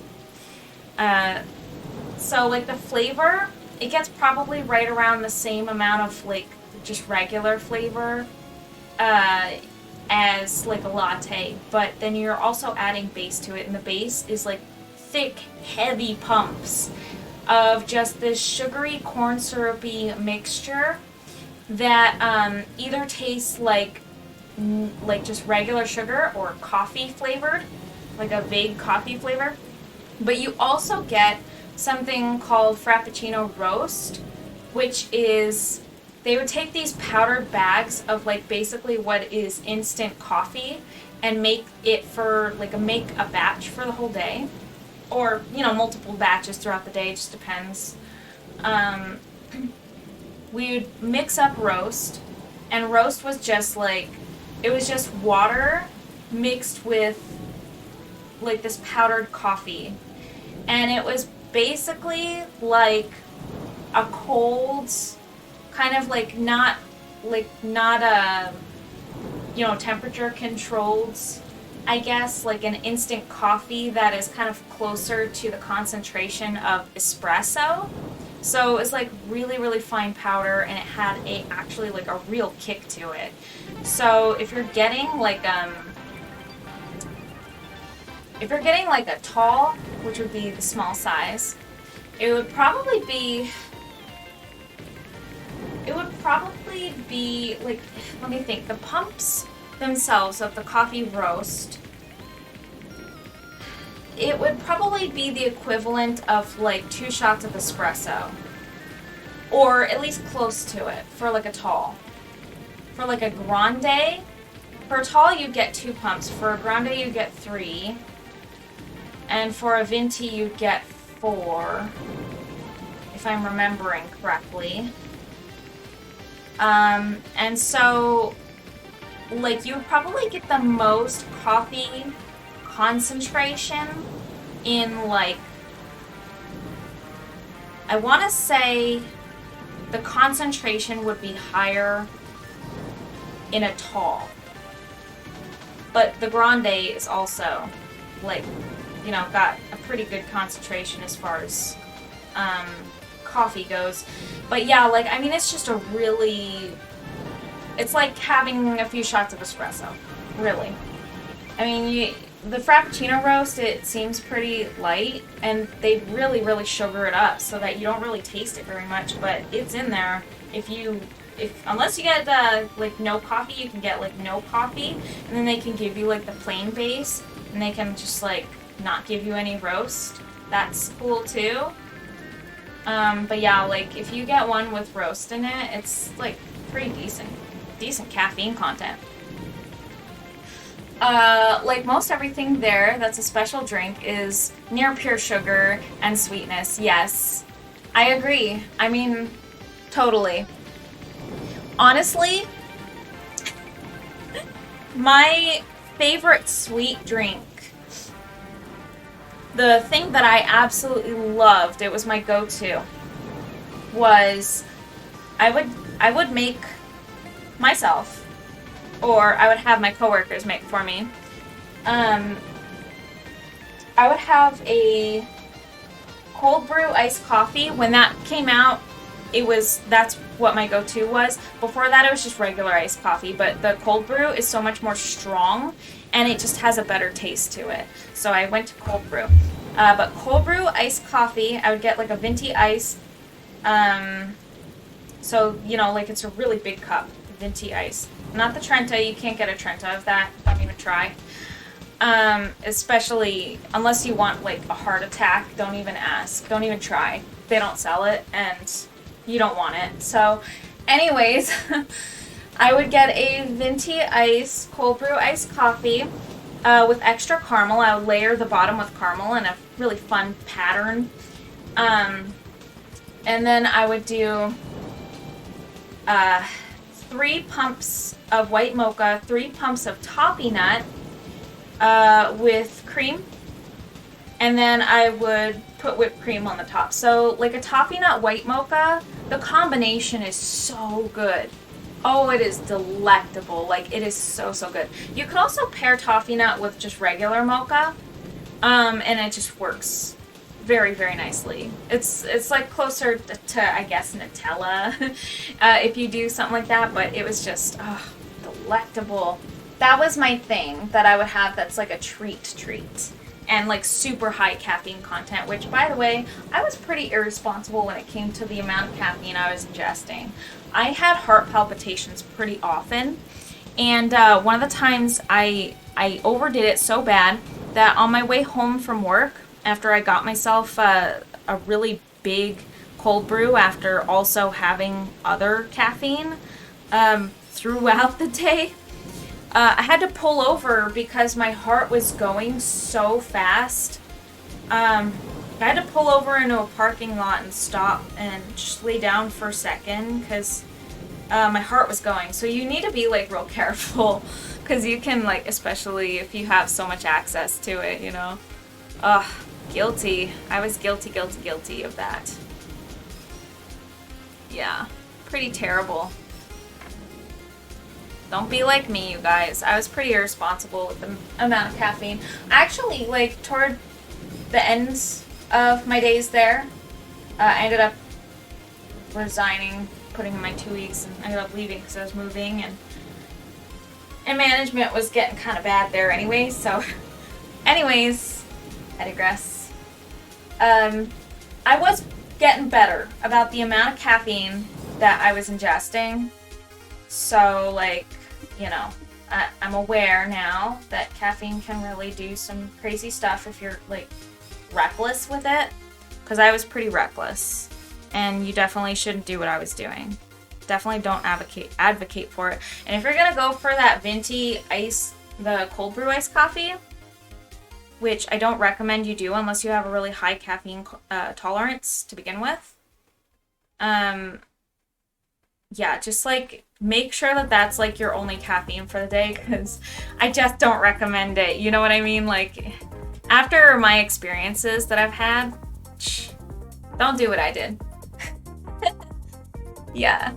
Alright, so let's see. Yeah, agreed. I'm still gonna drink it. Holy cow, I've never done that. I drank a lot of coffee during MomoCon. Man, coffee, so I can't help myself when I'm working around it and I'm making it all day. Jeez, It's just there, and I just gotta. I'll drink it every now and then. If a friend wants to go or something, like you want to go to Starbucks, yeah, like that's kind of how I do these days. Paper Cramorant. I can really agree with that sentiment there, because I don't exactly go on my own accord. And I never really did, like before I worked there too, like I never really went there on my own accord. And then like the only times I would actually go to that Starbucks when I was off shift was to kind of like also visit my coworkers and just go see what's up, or like pop in for something. But like I almost never really was a Starbucks person, but like, you know, then I started working there, learned the menu and everything like that, and then it just became kind of easy for me. So like easy for me as far as like knowing the menu and all that, and knowing exactly what I'm getting when I order. And yeah, so I kind of like, I know my orders and I know if I'm in the mood for something specific, but I've never really been like a big Starbucks buff. I just like coffee in general. Although I will say Starbucks, and I'm sure this will upset some people. Starbucks does not hold a candle to, oh, what's that place called? Dutch Bros, right? So Dutch Bros, some people swear by it and really want to go to Dutch Bros. Let me tell you, I've been to Dutch Bros. You know what they serve you? They serve you like, I don't know what they have as far as their actual like espresso goes, but their flavoring syrups are the bottom of the barrel. They have Torani syrups back there. That's what they use. They use Torani. Unless they've like changed over time, which I'm not really sure how much they would have changed. They serve you Torani flavoring, and Torani is like the cheapo brand that you can buy off the shelves in grocery stores. So if you really like Dutch Bros, just do yourself a huge favor and save the money and just go buy some Torani flavors, because you're gonna be saving money doing that, and it's literally the same thing. They're not serving you really anything special. So yeah, I mean, like, I would probably, if you don't have like an espresso maker, which, you know, a lot of people do these days, but if you don't, I recommend like getting like a little French press or something like that, and then just kind of brewing it strong. And you can use that as pretty much espresso if you brew it strong enough. And it's easy. It's easy to do. Oh man, we've had like a little water kettle, like one of those instant kettles, for so long, and like just kind of stored away in like our kitchen stuff that we've had as like gifted stuff, but like we've never opened.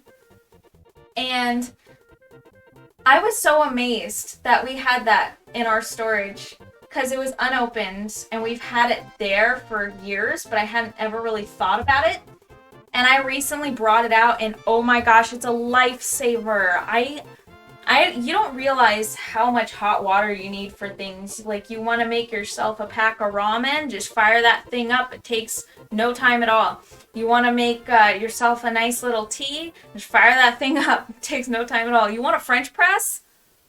Fire it up. Like, it's so cool. You don't even need a burner. You just like set it up on its thing and then press a button, and then it goes. You fill it up with water, press a button, let it go. Like instant hot water.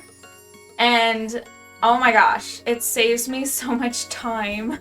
I love it. All right, me on my 4th gallon of coffee. Oh my gosh, all passed out and stuff like that. High pain tolerance. Why? High caffeine tolerance? No. Like, yes and no. So you have a high pain tolerance, but your caffeine tolerance is pretty low. Yeah, I mean, I can feel that. My husband has a really high caffeine tolerance himself, and like for me, I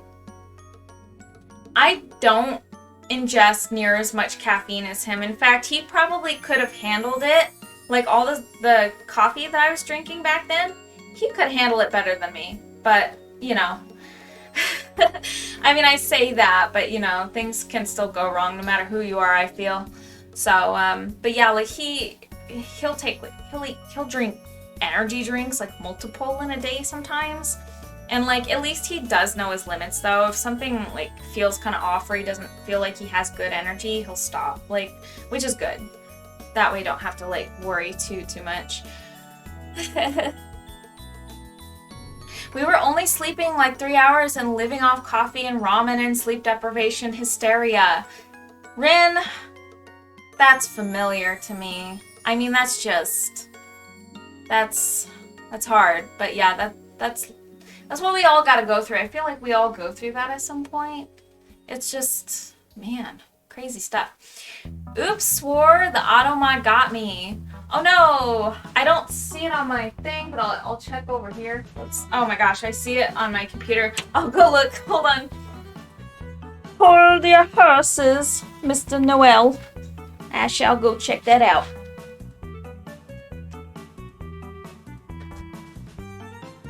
Alright, let's see. Huh. Oh, Dutch Bros is so... I don't know if it'll show up on my thing. Oh man, it does. Oh well. Yeah, no worries. So you said Dutch Bros is so effing sweetie, it's kind of gross sometimes. Yeah, I've had it before, and honestly, yeah, like, I only went there, like, I think twice.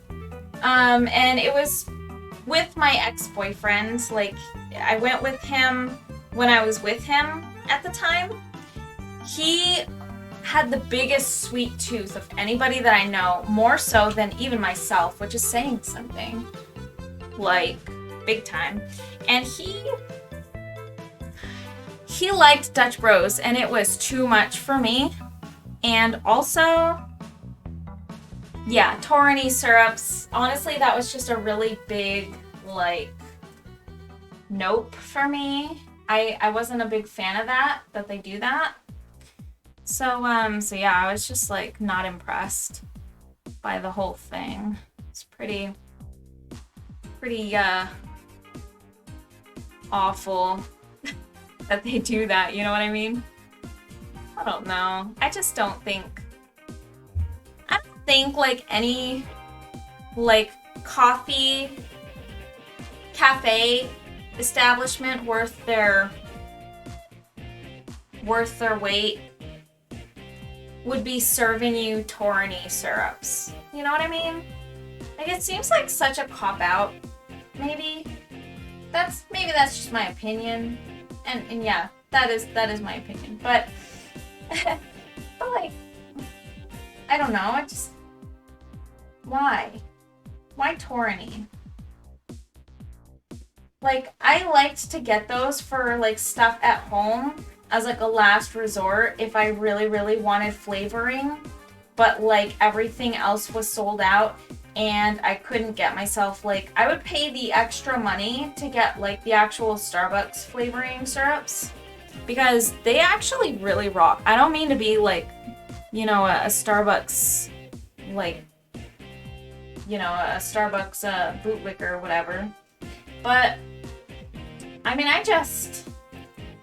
thought it was so much better as far as quality goes and everything like that. And, like, it doesn't mucky up your, like, you know that feeling when you have something really, really sugary and it muckies up your mouth? Like, it makes you feel like you gotta instantly brush your teeth.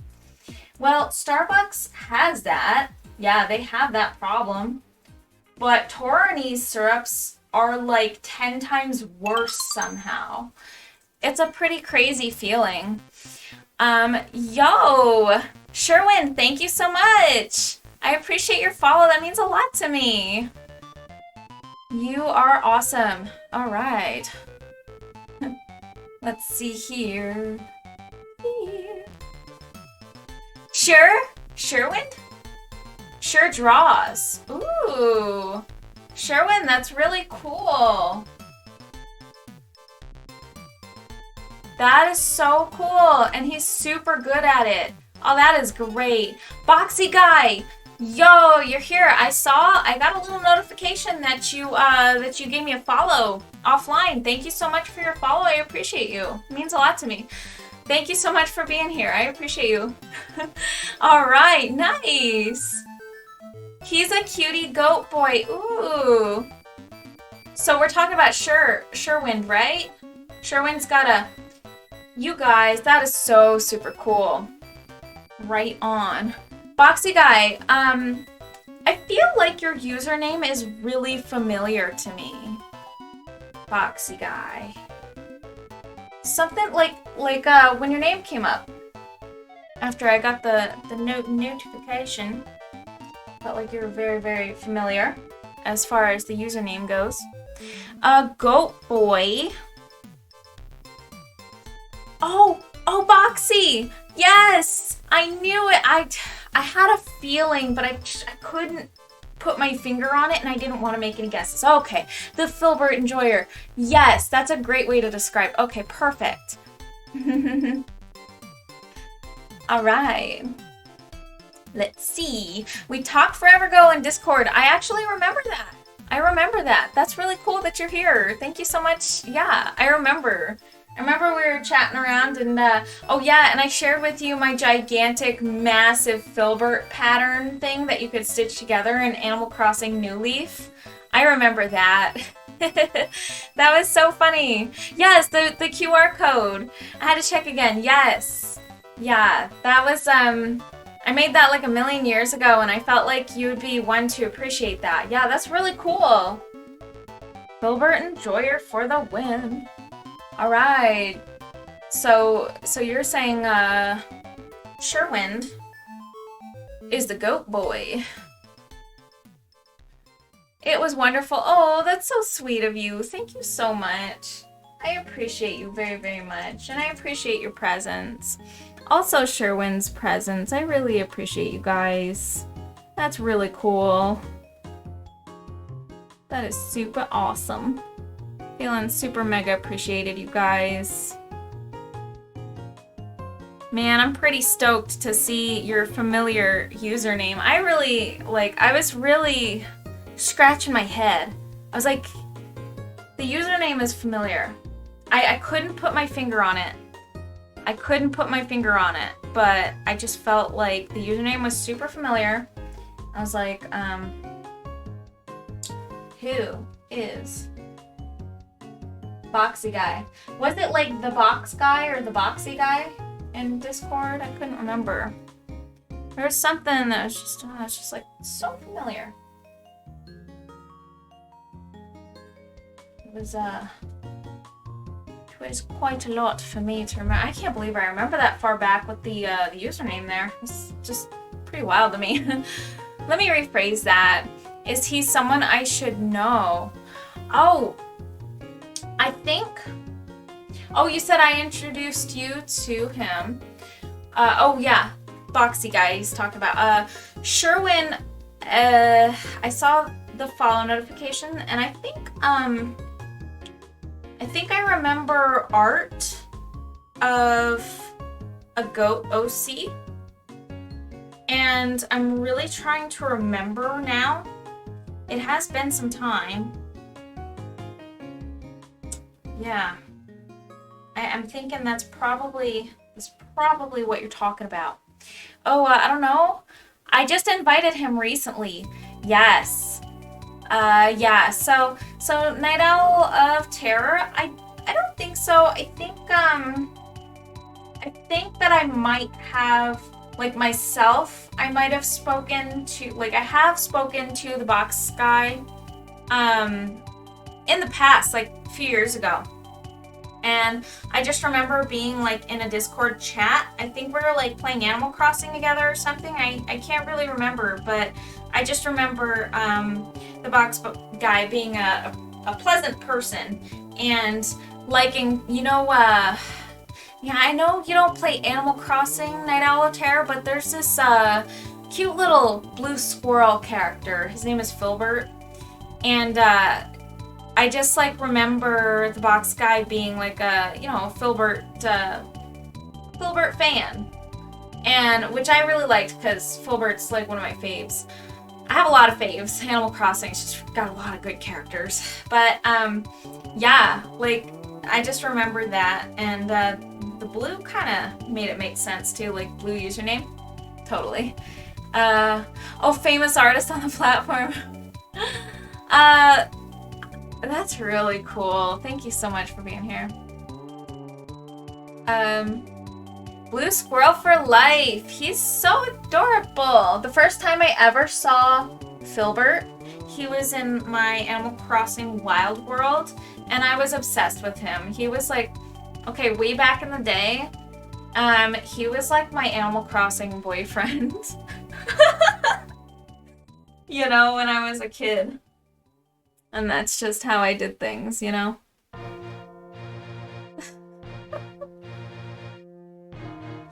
not afraid to admit it. Yeah.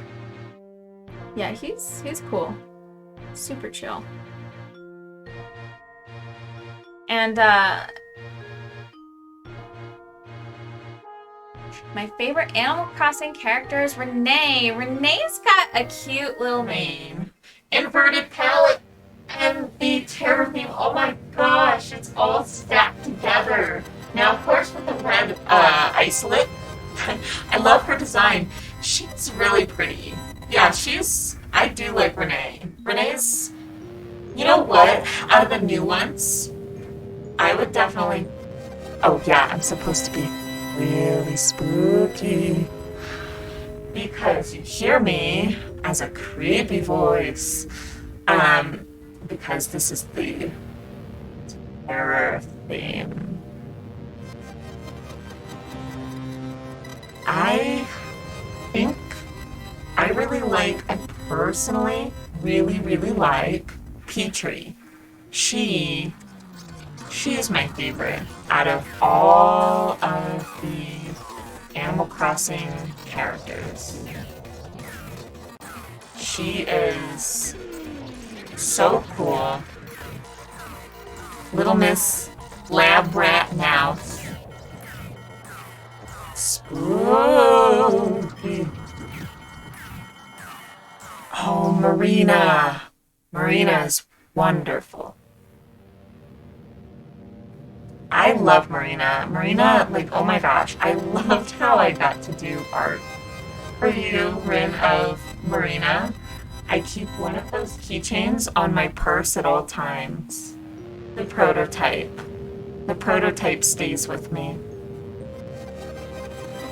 I take it out with me every day. And Tia. The Tia keychain, too. I didn't end up keeping the prototype for Tia. Something actually happened to it in the process of making it, and so the first viable one went to you.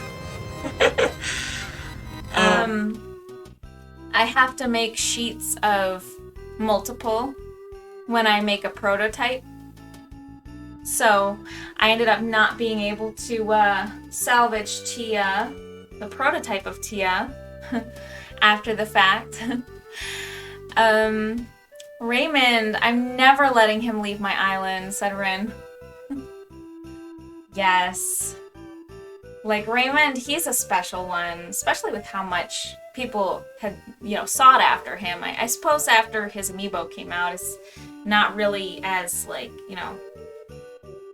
how everybody just really, really wanted Raymond and would pay like 1 million tickets or whatever. My favorites are Sherb and Snake. Paper Cramorant. Oh my gosh, Snake! Snake was my other Animal Crossing boyfriend. Don't tell Filbert. I'm not even kidding. Okay, so the first time I ever saw Snake was in Animal Crossing Wild World. But it was because I had access to Action Replay. So I had an Action Replay and I could like hack in any villager that I wanted to. And I saw them only by their names in the list. So I was like, Snake, I was like, is there an actual snake in Animal Crossing? And I loaded him in, and he was this adorable bunny who is a ninja with a little ninja hood, and he's got little yellow cheeks. He has no nose, and he just has these big silly eyes that are kind of half hidden under his hood, and he has a real big gooby smile, just a silly boy smile. And I totally instantly fell in love with Snake. He is hands down, I want to say he's probably my actual favorite. Like, for years and years, like, I was obsessed with Snake. He is like my go-to. Totally. Yeah, Snake is wonderful. I like Snake a lot. I like Phoebe. I like Drago, of course, because he's a dragon. Super cool. I like Phoebe because she's a phoenix. But I really like Snake. He's just really cute. Something about him. With those yellow cheeks, I don't know. I can't handle him. He's so cute. Favorite Animal Crossing character. So hard to choose. Sherb is a very popular one since he came out. I mean, I feel like he's the cutest goat that there is. Definitely the cutest goat. They nailed the cuteness factor on that. They both stay on my Boba Tea Ida bag. Oh, it's so cute. I'm so happy that those keychains have made their place on your bag. It makes me so happy, Ren. Truly. It makes me so happy. You're over here worrying about having 2 Animal Crossing BFs, and I'm over here sipping coffee with my 3 lion husbands, Bud, Leopold, and Rex. They all get along. They all love each other, too. Noelle, I've seen your island. I know what goes on there. Headed off. Frappuccino wore off officially. Oh, man, get some sleep. Yes. Get some well-deserved rest. And, thank you so much for tuning in and being here. It's always a pleasure talking to you and chatting it up. And I hope you have a super good rest of your night. Night owl. Get some good shut-eye, good dreams. All that good stuff. Noelle.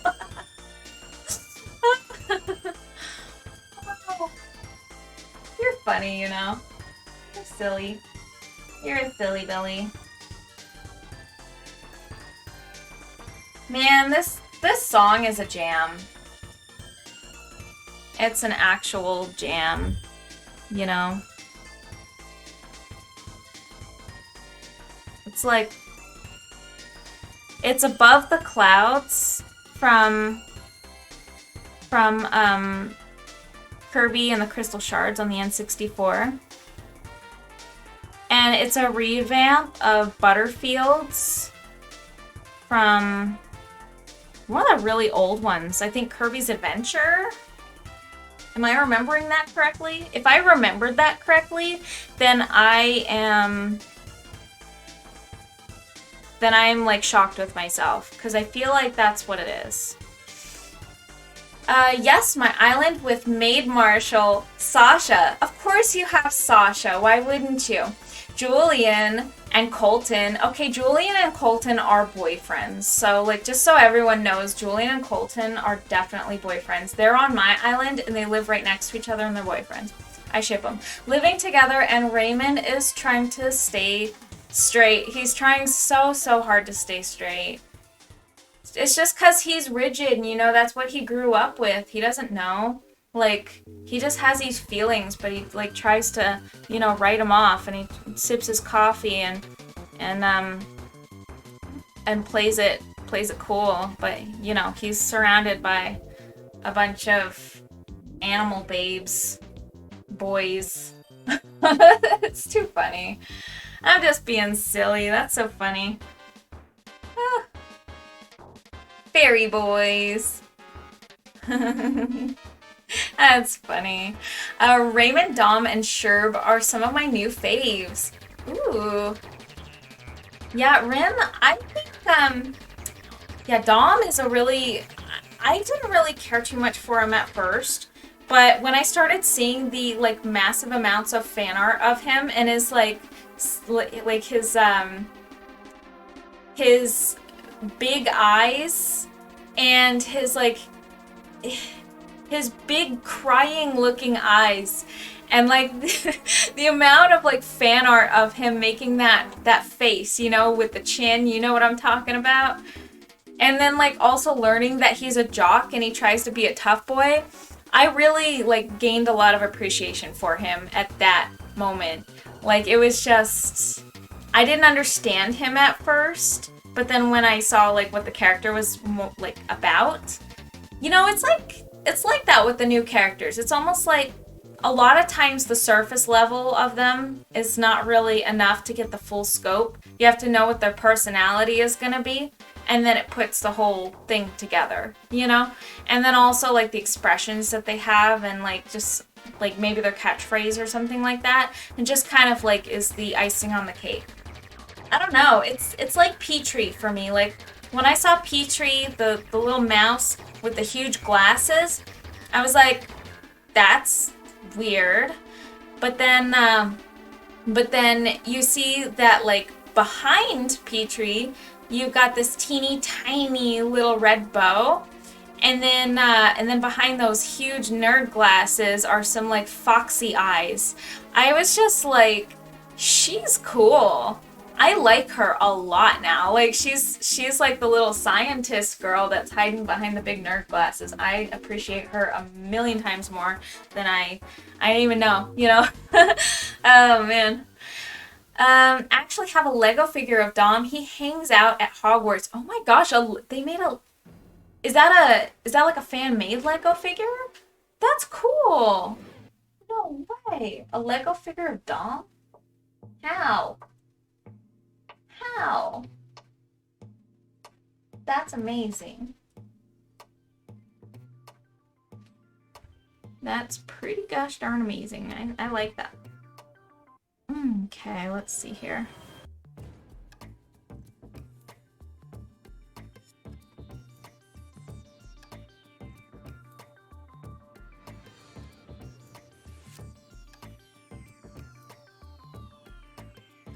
I'm just kind of like zoning out really quick.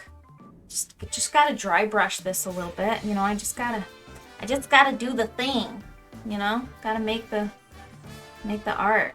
It's calling my name. Please don't mind me.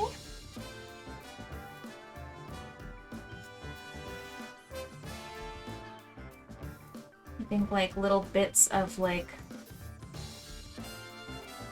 saturated, real saturated blue just kind of appearing in there. Kind of has like almost this opalescent effect. And then I kind of also want to color shift some of this up here. Okay. We're going to color shift a little bit up here as well. How am I going to color shift that one, I think? A little bit of yellow, a little bit of green maybe.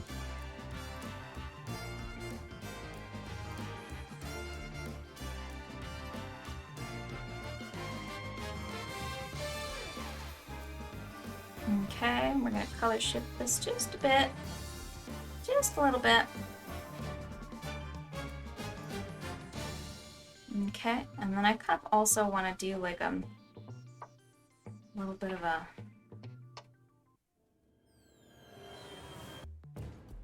I'm just going to kind of have the brush dance across the waterfall like this. Okay. Okay. Kind of want to do like a teensy bit of magenta as well. A bit of magenta over here. Very, very light brush. Brush strokes. Very light. Very, very light touches on the canvas. Super light. Okay, let's see. Yeah, he's not official. I'll send a pic on Discord later. Oh, that'd be so cool. Oh, I would love to see that. I think Petrie is going to get the boot off my island soon. Oh, that's sad. But yeah, I understand it. I wish we could have more space on our islands. There's a lot of characters that I wish I could just keep. And I think the only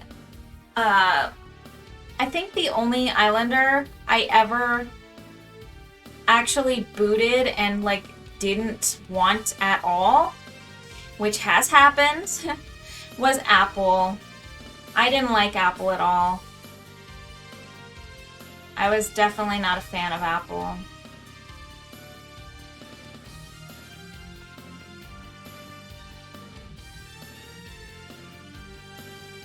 There was a character that was on my island that I think my husband was starting to like actually be accustomed to, and like he didn't tell me. I think it was like Pecan or something was on my island early on, and I just didn't care for her too much. And so like I gave her the boot. And then later on he was like, "Why did you do that?" I'm like, "I didn't know."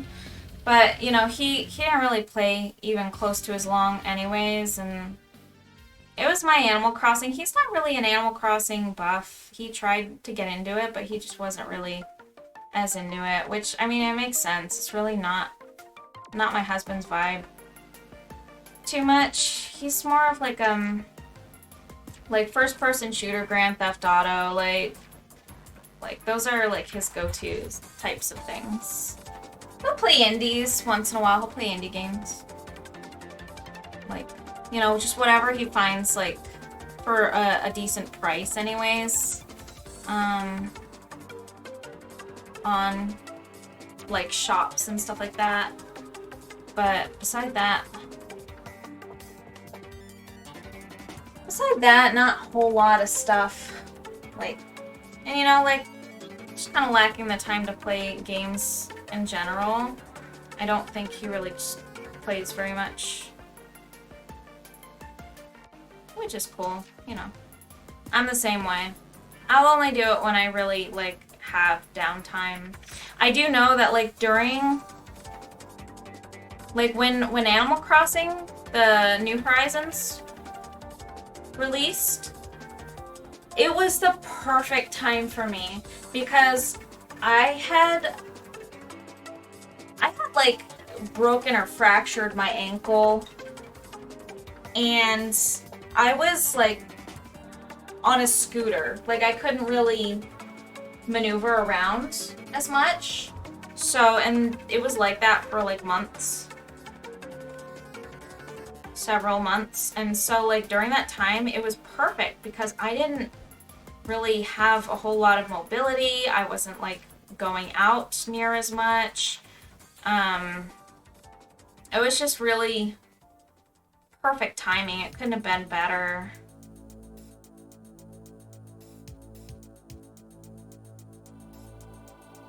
Yeah, it really couldn't have been better.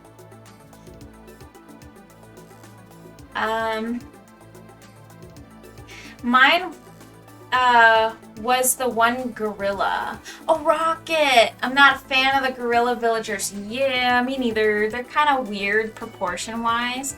It's like gorillas in of themselves aren't terrible, but the way that they look in Animal Crossing is... I don't know. I feel like they really make the other animals look so much cuter, and like they get the proportions so that they look like adorable. I don't know. But like with the gorillas, it's almost like they just did not try, and they kept like the same kind of proportions and models as like the early days when they just even then didn't try. Like, yeah, I mean, I agree. I'm not really a fan of the gorilla characters in Animal Crossing either. And it makes me sad that like that Rocket has to be like one of the 4 superhero characters, because it's like I feel like I really like all of the other ones. I like Big Top, I like Kid Cat, I like oh, what's her name? The squirrel one, Agent S. I like them, but Rocket's kind of weird. So like in my little fan art sketches of them, I never finished all of the squad. I just finished Kid Cat. I guess like, you know, other things kind of came up and I kind of forgot. But in my fan art of Rocket, I gave her a really long ponytail. That's kind of like like a strawberry blonde or kind of like a red hair that kind of matches the hair under her visor. Like she's got this tiny little curl. I feel like if she had like a big ponytail or something like that, that would make her instantly more likable. And so like my fan art of her, I just kind of put my own spin on it and just gave her like a really big long ponytail with a little curl at the end. And so I just would have loved if they did a little bit more with the gorillas to make them a little bit more appealing, for one, and two, like, they just didn't do really much with her in general, too, and I just feel like they could have done so much more. I don't even like Rilla. Your keychain is super cute, but that's it. Yeah, I'm not a huge fan of Rilla either. I tried to make her cute in the keychain, but even then, I feel like I didn't really do too good of a job. I feel like I did a better job with my sticker art of her. I did like a more vector style, like stickers of the Sanrio characters. And I ended up liking that style quite a bit more. And with Rilla's, I felt like I kind of nailed her face and her features and made her look like more appealing, but like, yeah, I agree. She's like, why? Why did they do that with the gorilla characters? I just feel like they could have done better, and they didn't. I know, I have Kit Kat. Yeah, that's right. Yeah, you have like all of my little keychains. Yeah, that one, I had a really good time making that artwork. I just remember the process of that going pretty smooth, especially with like the blending, and I just sat there and just blended, and it was just really fun. I really liked making the Kit Kat one. I wanted to do that with the other ones, but like I said, I just kind of ran out of time, like shelved the idea, saved it for later, and then forgot. Like, you know how it goes. Yeah. Unfortunately, I do that. Once in a while, I do that. Okay. Let's go ahead and...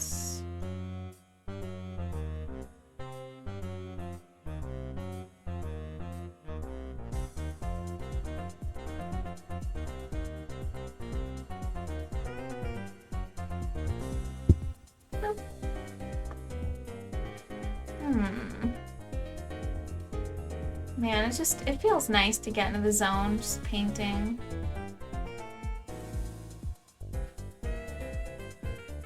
I'll never not love painting. Yes, one of each that you sold. Yeah, exactly. You are like probably the only person that has every single one, which is just amazing to me. Rin, you've always been so amazingly, astoundingly supportive. And to tell you the truth, it means a whole lot to me.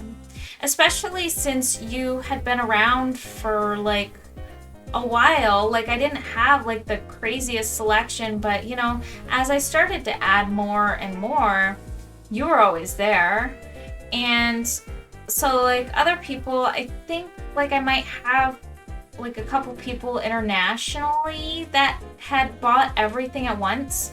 I remember sending one package all the way to France, and this person ordered one of everything in the shop, and it was a really, really big order, and it was later on when I had pretty much everything in my shop at the time. Before your editions.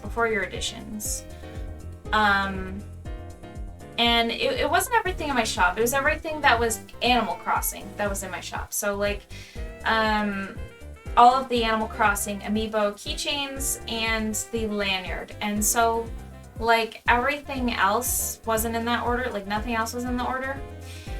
But I remember that one being a really big package and shipping it internationally, and then also like struggling to get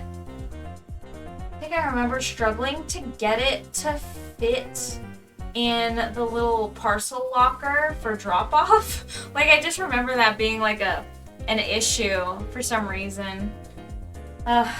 That one was like, I was so worried that like it would like be super jostled or something would get damaged in there because the parcel locker for drop off was like not big enough in my location. And like it kind of barely was, but it was a really, really tight fit. And I was so worried because it dropped down. And then I was like, it better not be damaged. Like, you know, I pack everything as good as I could, like as good as I can. And I had lots and lots of padding and everything like that. And I put everything together, but I was still like worried as heck, especially since it was international and it had to go all the way there. And then when I finally got there, the person just had only really good things to say. So I was like, oh, thank God it all arrived okay. You know, I get worried about these things, but it's just truly, you know. So I'm so in love with your keychains. I really want more. Oh, that's so sweet. I was so hesitant to order the Sanrio keychains. I debated it for months before I went for it, and then was sold and bought them all. Oh, that's so nice. So like the Sanrio set is what ended up, because I remember that being your first order, and then I remember seeing the repeat name come through, and I was like, oh, that's really cool. And so like I really liked, like if I could see something like a repeat order come through, I would say like, thank you for your continued support and all of that. And honestly, like some people would come back a couple times. Some people came back like 3, maybe 4 times. You could come back a lot. And it was actually just like, I was so flattered. Like I was just, you know, and I like it too because I would familiarize myself with names, and with your familiarity and you coming up, like even in my messages and everything like that, it just made me feel more comfortable, like knowing that I was, you know, that I felt really appreciated, and I felt more comfortable with you the more I saw your name come up, you know what I mean? And I was just like really grateful that I would see your name. Like I would just light up. I remember seeing your name come through. I'm like, that's my Erin. I was like so excited to be sending you another creation, and so I was just really happy to see your name come through. Yeah. It's always a really nice feeling, you know, like when somebody supports you like that. It's one of the best feelings I find. Yeah, I totally feel you on the you know, like seeing something and wanting to get something for a really long time but not being sure, especially on something like Etsy. Etsy's like, you know, you could really be getting into anything at that point. Like you don't know what you're really getting into when you put in an order with an unfamiliar shop. And to tell you the truth, my only experience on Etsy was a really bad one. It was a seller that had 5 stars, so it was very confusing to me. It was a person who like sold a whole bunch of fan art stuff, which was really awesome. What I was interested in was their supplies that they were selling. Very simple things, like they said that they had them in stock. It's a real simple process to just package a ready-made item. But the order, it was, I just wanted to see if I could get like, you know, in the correct size or in a specific size. I wanted a holographic laminate. So I ordered some holographic laminate sheets specifically for making stickers. And it was like overdue, I think, by about, I didn't want to say anything, and I didn't want to really reach out, like, because I figured maybe something was happening.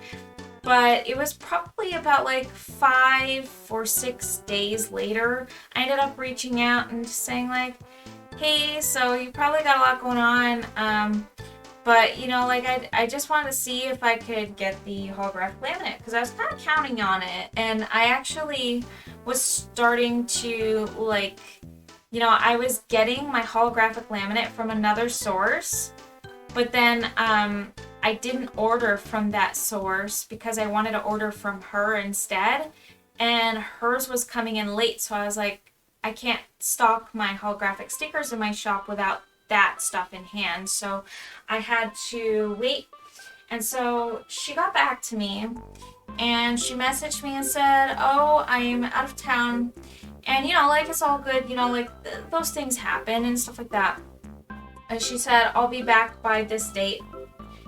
And she ended up saying like, oh, well, since your order is overdue, I'll add like an extra this thing to your order. I'm like, oh, that's great. That's really sweet of you. Thank you so much.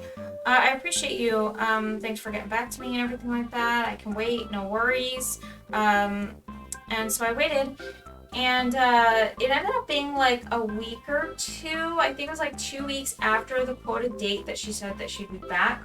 So she's back, probably catching up on orders, but like the ready-made stuff like should be pretty easy to like ship and just get out of your queue as quick as possible, right? So it wasn't something like custom order, it's just like ready-made supplies. And so she shipped it, but she shipped it like 1 to 2 weeks later. And so I ended up getting it, and some of them were bent and kind of damaged, and the extra thing that she said she was going to throw in wasn't in there. I did get the rest of the order correct. The rest of the order was actually like correct, like it's what I ordered. So that much was good. But then there was also a thing in there that was like heavily pushing 5-star reviews. Specifically for like a chance to, or like some kind of giveaway thing or something like that, and it was like it was almost like very pushy messaging, saying like leave me a 5-star, like this and that. I ended up not leaving a review. I don't have the heart to leave a bad review, but I was very off put by the whole situation. It wasn't good. And so that was my only Etsy experience, and it was not a fun one. So, and I've been in like Etsy seller groups like on social media too, just to see what's up, and I have seen some horrendous stuff, like just like the gossip and like the gossip on like their customers. Like they would say horrible things about their customers. I'm like, these are the people that are supporting you. Like, what are you doing? And then, like, they would have, like, pictures or, like, really poor quality pictures of their stuff. And, like, and then there would be other sellers that would support some of the sellers in the group. So they'd buy something, and then they'd buy it, like, to support them because they were whining about not having sales. So then they would, like, buy the thing in their newly opened shop or whatever, or like they're just not getting sales that month, like kind of throwing like a public pity party, I should say, instead of like just working toward trying to get yourself out there, which is what I would do. I personally wouldn't want to blast. I wouldn't say like, oh, poor me, like I'm not getting sales or anything like that. I just feel like that's really, I mean, I don't want to knock what other people do, but like it was very off-putting to me. So other people would stick their neck out for them, right? They would go and order from these folks. And the amount of times I've seen this happen where they would, the other people in the Etsy groups would order from these other shops that would complain that they're not getting sales. The orders that they would receive, they would actually put them on blast in the Etsy seller group. Like, this is what you shipped me. It's like, it's poorly packaged, it's broken, it's damaged, it's like, it's got these things in it, it's got this horrible smell, it's sticking to the package. Like, I've seen everything go wrong. And that has put me off from being an Etsy buyer so bad. Just knowing that, like, what goes on in the Etsy seller groups, that I was in, and just my own experience. Those things have definitely kept me away. I know there are fantastic sellers out there, but they have to be hidden gems, right? My gosh, it's crazy stuff. All right. Oh, I gotta read this. I'm sorry. I went on another tangent. Yeah, have all the little cards with your drawings in a photo book with the Tia and Marina sketches. Oh, that's so nice.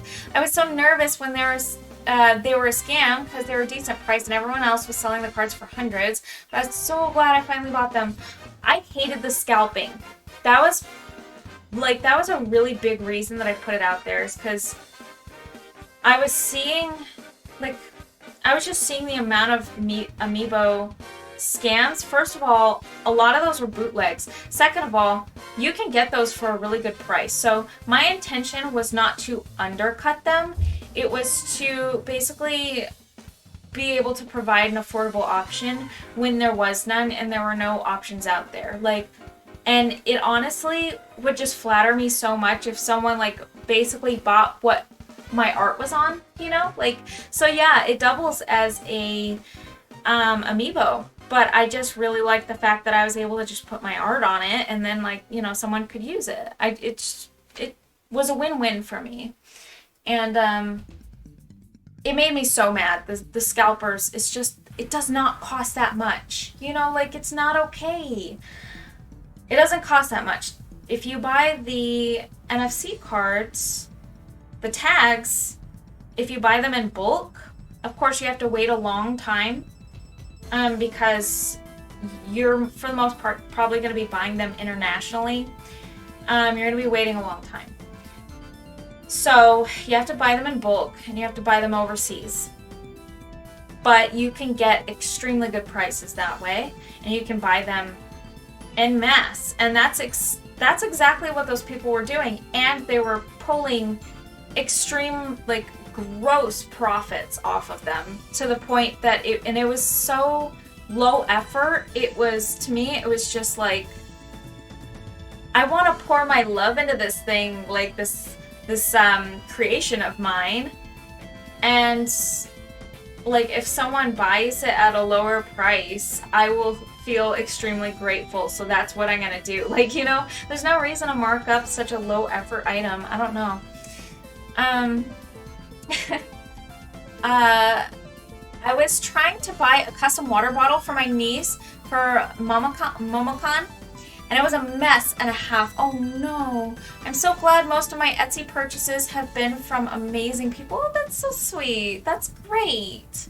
That is so great. But I'm sorry that happened with the custom water bottle. Holy moly. It was a win-win for me as well. That is so awesome. Yeah, I just wanted to be able to provide something that was because I wouldn't want that, and I wanted amiibo, but of course I had the luxury to be able to buy in bulk the tags, and I also wanted to create a project of my own, this creation that I can bring to life, put my art on it, and it just, I don't know, it's really cool. It was really cool that people supported that to begin with. It was a really good feeling. And I think there was something else I was going to say. But oh yeah, speaking of, I won a giveaway from one of my friends who she has rebranded her online shop 5 times, and I'm not even exaggerating. She has rebranded every year for 5 years in a row. She's changed her name, changed somewhat what she makes.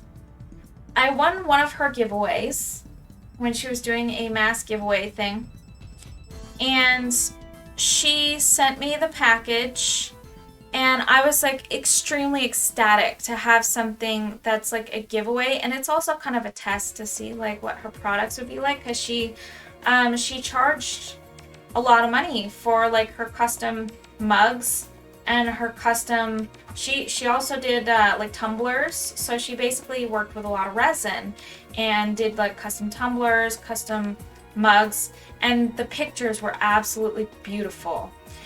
But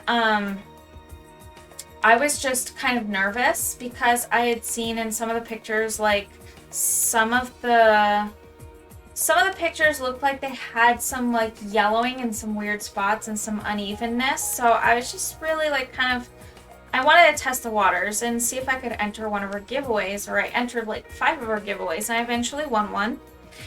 And I was super excited about it. So excited. She shipped it, and the packaging was heartbreakingly bad. It arrived shattered. I was so sad because I looked forward to this, and you could tell it was made so well and so lovingly. You cannot skimp out on the packaging. That's a really huge component to the actual product. You want to make sure that whatever you're shipping, should it be fragile, is going to have a lot of shock absorption around it and to be immobilized within the shipping container. So she didn't do that. She had a paper thin, you know those like Amazon mailers that are like the white and blue ones that are kind of like, they have the really thin padding, and it's mostly for like stationary products or small things that aren't really breakable. She put it in that. It was just a bag, basically. It was shipped in what is essentially a padless bag. And it came shattered. Of course it came shattered. Of course it did. You don't do that. And I was floored, and I was heartbroken. And I told her, I can fix it. It's okay, don't worry. She's like, oh no, you can ship it back to me. I'll fix it. I'm like thinking to myself, like, no, please don't ship it to me again. Like, if I ship it to you, thinking to myself, if I ship it to you in a really good box and like all the padding in the world, I almost, without like having to be, like, I don't want to be a jerk about it. I want to be put on the spot and say, make sure you ship it back in this and packaged well. I don't want to be mean about it. It was so hard for me because I was like, I don't want to be rude to her. I like the girl. I like her a lot, and I feel like I really get along with her. But there are just certain things that it's like I have critiques and I just hold them in, and it's torture. But I was grateful that I won her giveaway, but I couldn't believe she packaged it like that. It was so, I was like, do her customers have to deal with this, or is she skimping out because it's a giveaway? I really hope it's the latter. Like, cause, oh my gosh.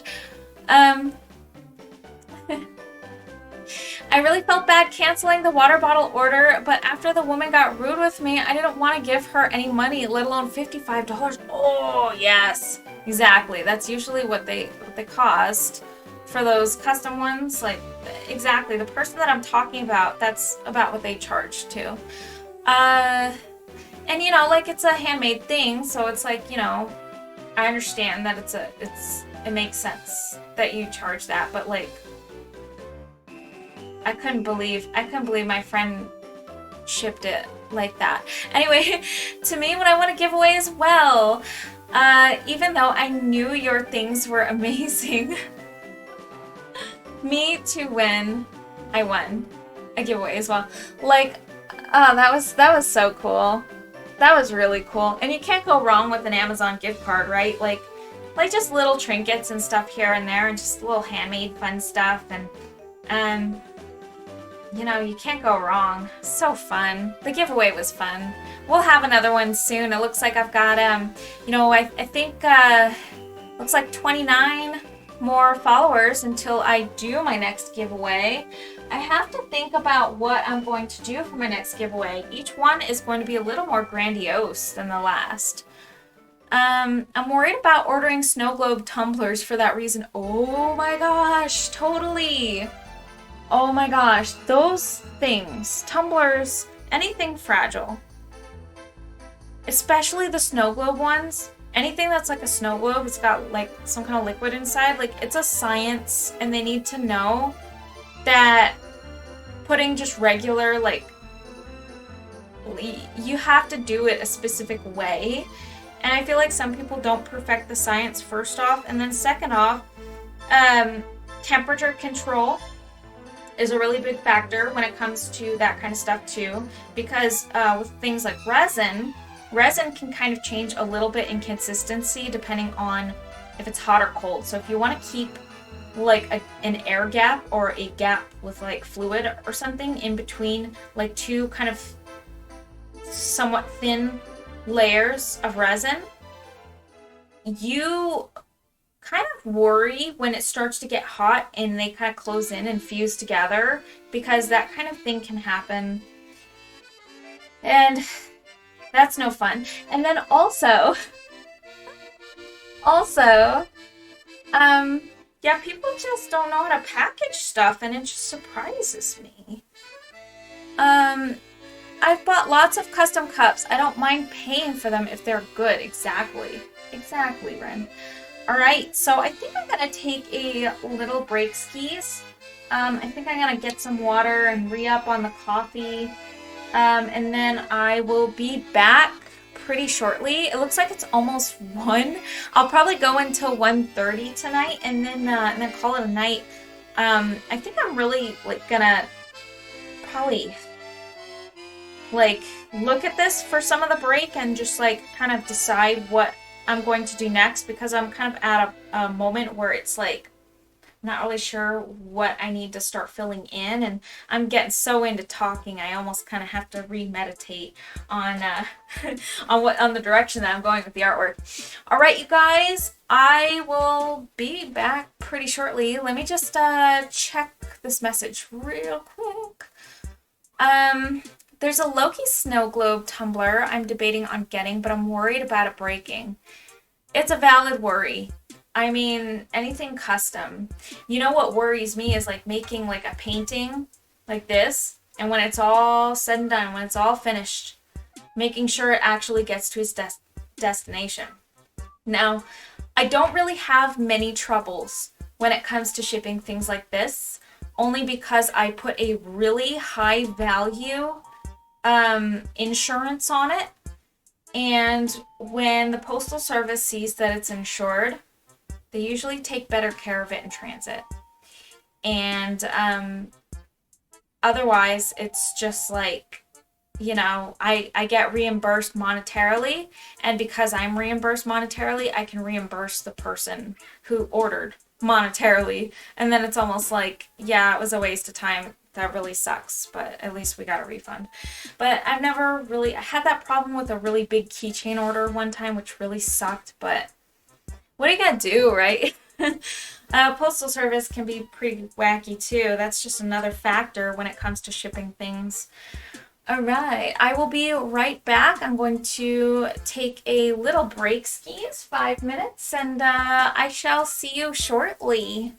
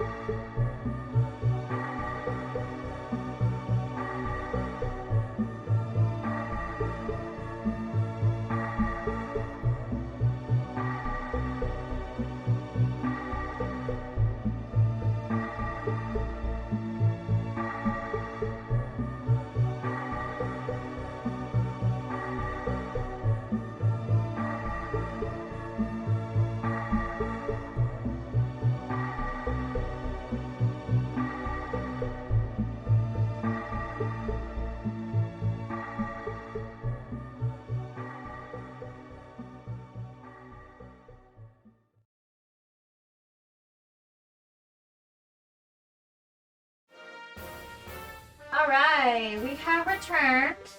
It looks like the camera is still on its way to reconnecting. It's taking its sweet time. There we go. Okay. My arm looks like it's glitched out and stuck on the canvas. That was pretty weird looking to me, but it's all good. I guess it just takes a second to reconnect. All right. You guys, thank you so much for patiently waiting. If you might have seen, I dropped the little no ads command, and it's really cool. That's a Discord server to a mod of the Twitch app, and the mod essentially squashes ads.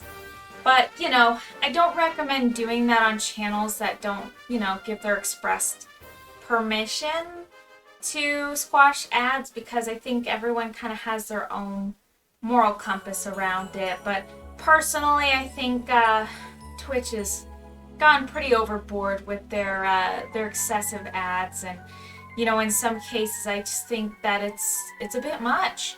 It's a bit much, you know. A few cents in the pockets of a streamer really, I feel like, doesn't equate to several minutes of someone else's time. You know what I mean? I would rather, in my case, if it means that you'll have a better experience, just go ahead and squash the ads on my channel. You know, I really don't care at all about the ads. So what I do care about is you know, just people hanging around and enjoying the vibe and just watching the painting and chilling and talking and all that stuff. And even if you just hang out and listen and paint along, that's cool too. I like that a lot. So yeah, I mean, definitely, if you cannot stand ads, I invite you to block them. Alrighty, I got my night coffee. Check it out. Re-upped on the coffee train over here. Not that I should really need it, but I like coffee, and, you know, I might be up for a little while after, just kind of working on some other projects in my workshop, hopefully. Yeah. Alright, and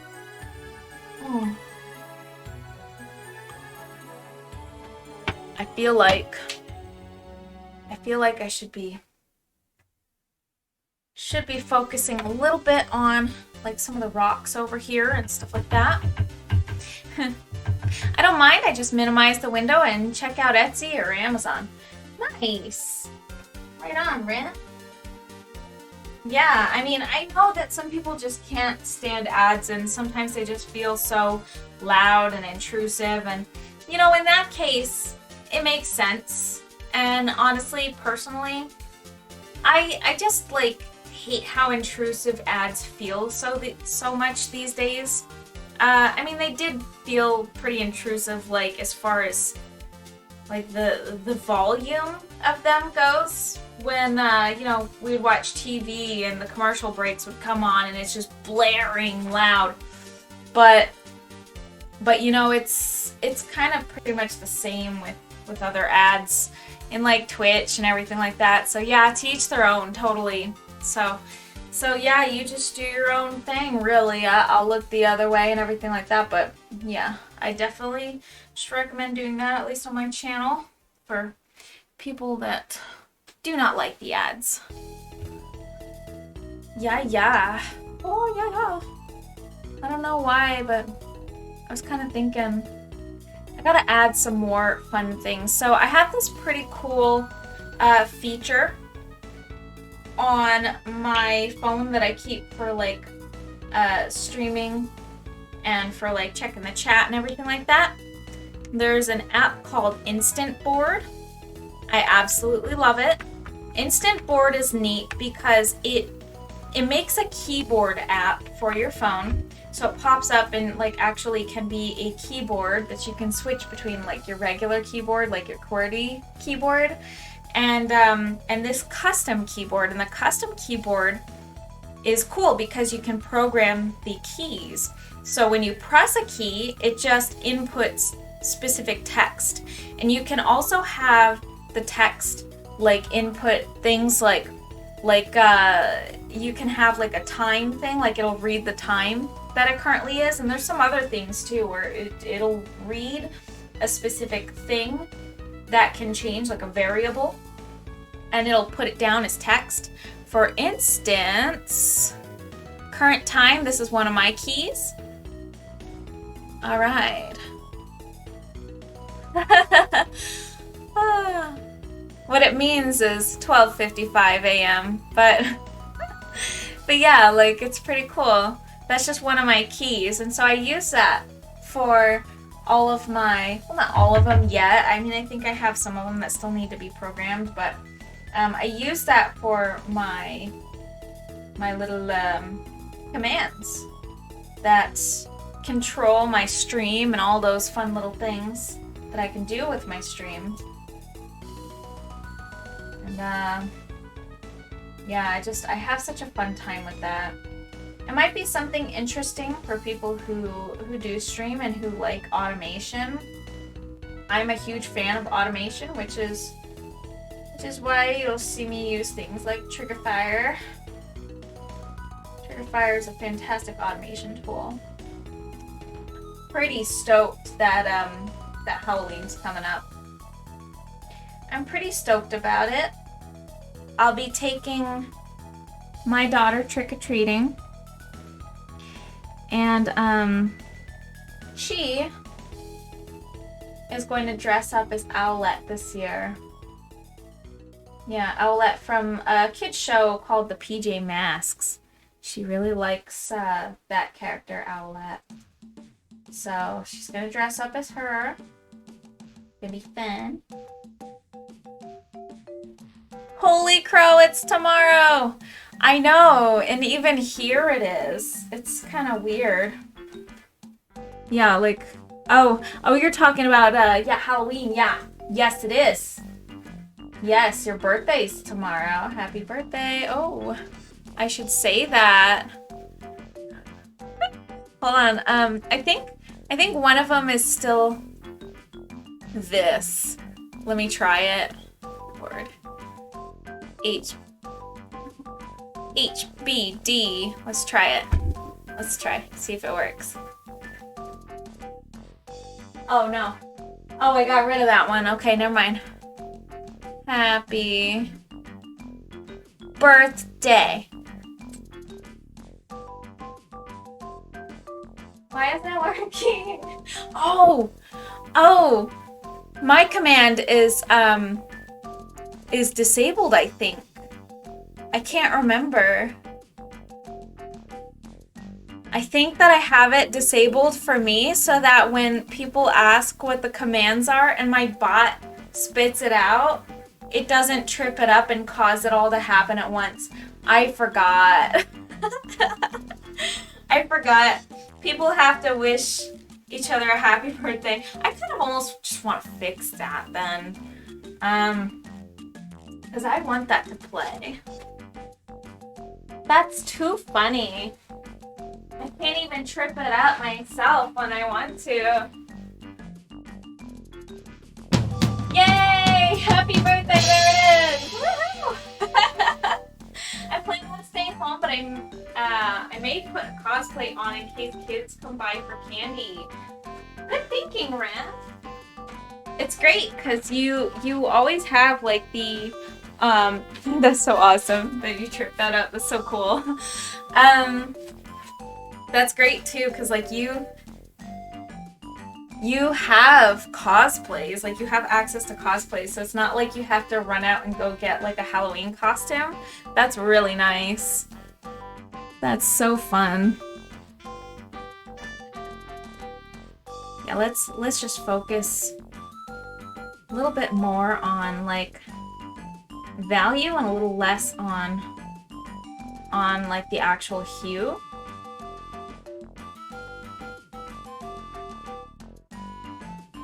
And then I'm gonna just go ahead and like add something to these rocks to kind of add like a bit of a texture to them.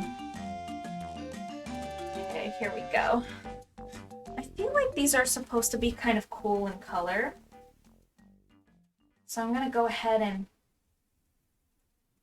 nullify some of this actually. This.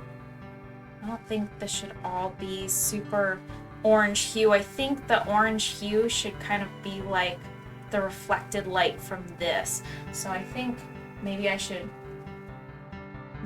use some white paint to kind of like outline where I want the reflected light to be.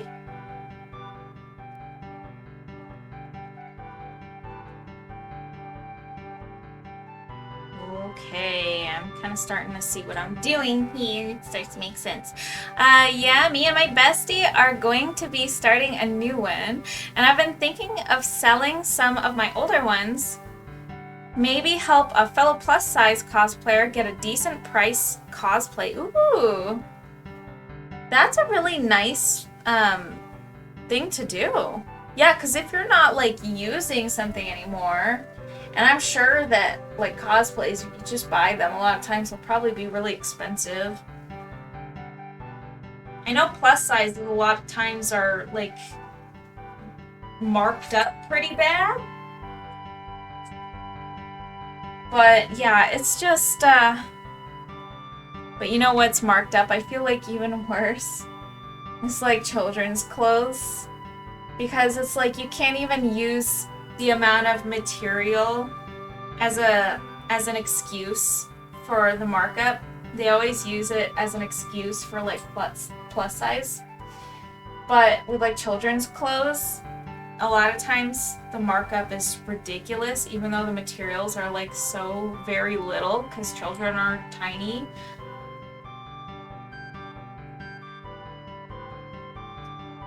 Yeah, finding a decent price cosplay, someone would really get a lot out of that, I think. That would be a really nice gesture. For sure. Okay, so I was thinking I'd grab a little bit of white, a little blue, but I think a lot more white paint, just to kind of outline like what. Okay, I think I kind of want to dry brush it a little bit. So, yeah. Okay, I was kind of losing my own focus there. Oops. But yeah, like I think that's really smart too. Like just doing a regular like a cosplay for Halloween. 'Cause I mean, what's the difference? You dress up for Halloween. You dress up when you cosplay, and people on Halloween don't know really any different. I used to have like this go-to costume that I had for years and years and years. And my costume was a pirate costume. It was like one of those like sexy wench or whatever. I said a word on my stream that I don't really want to say on my stream, but I said it anyway. Anywho, so I have like one of those pirate costumes or whatever, and I had so much fun putting it together and everything like that, and I wore it for years and years and years. But the best part of it is that I have like an old sunken ship doubloon that was given to me as a gift from when I graduated high school. It was a really cool gift that I got because my family was like super proud. They spent like thousands of dollars on this like shipwreck doubloon, and it's legit. It's so cool. I still have the doubloon, but I don't think I have the actual pirate outfit anymore. I think that I lost that in my parents' home when it had that house fire. I think that was one of the things to just be gone forever. But you know, like at least I have the doubloon, right? Like that's the important thing. So me and my friend bought the same cosplay. She paid $125 for the cosplay. She needed a medium. And my price was $250 for my size.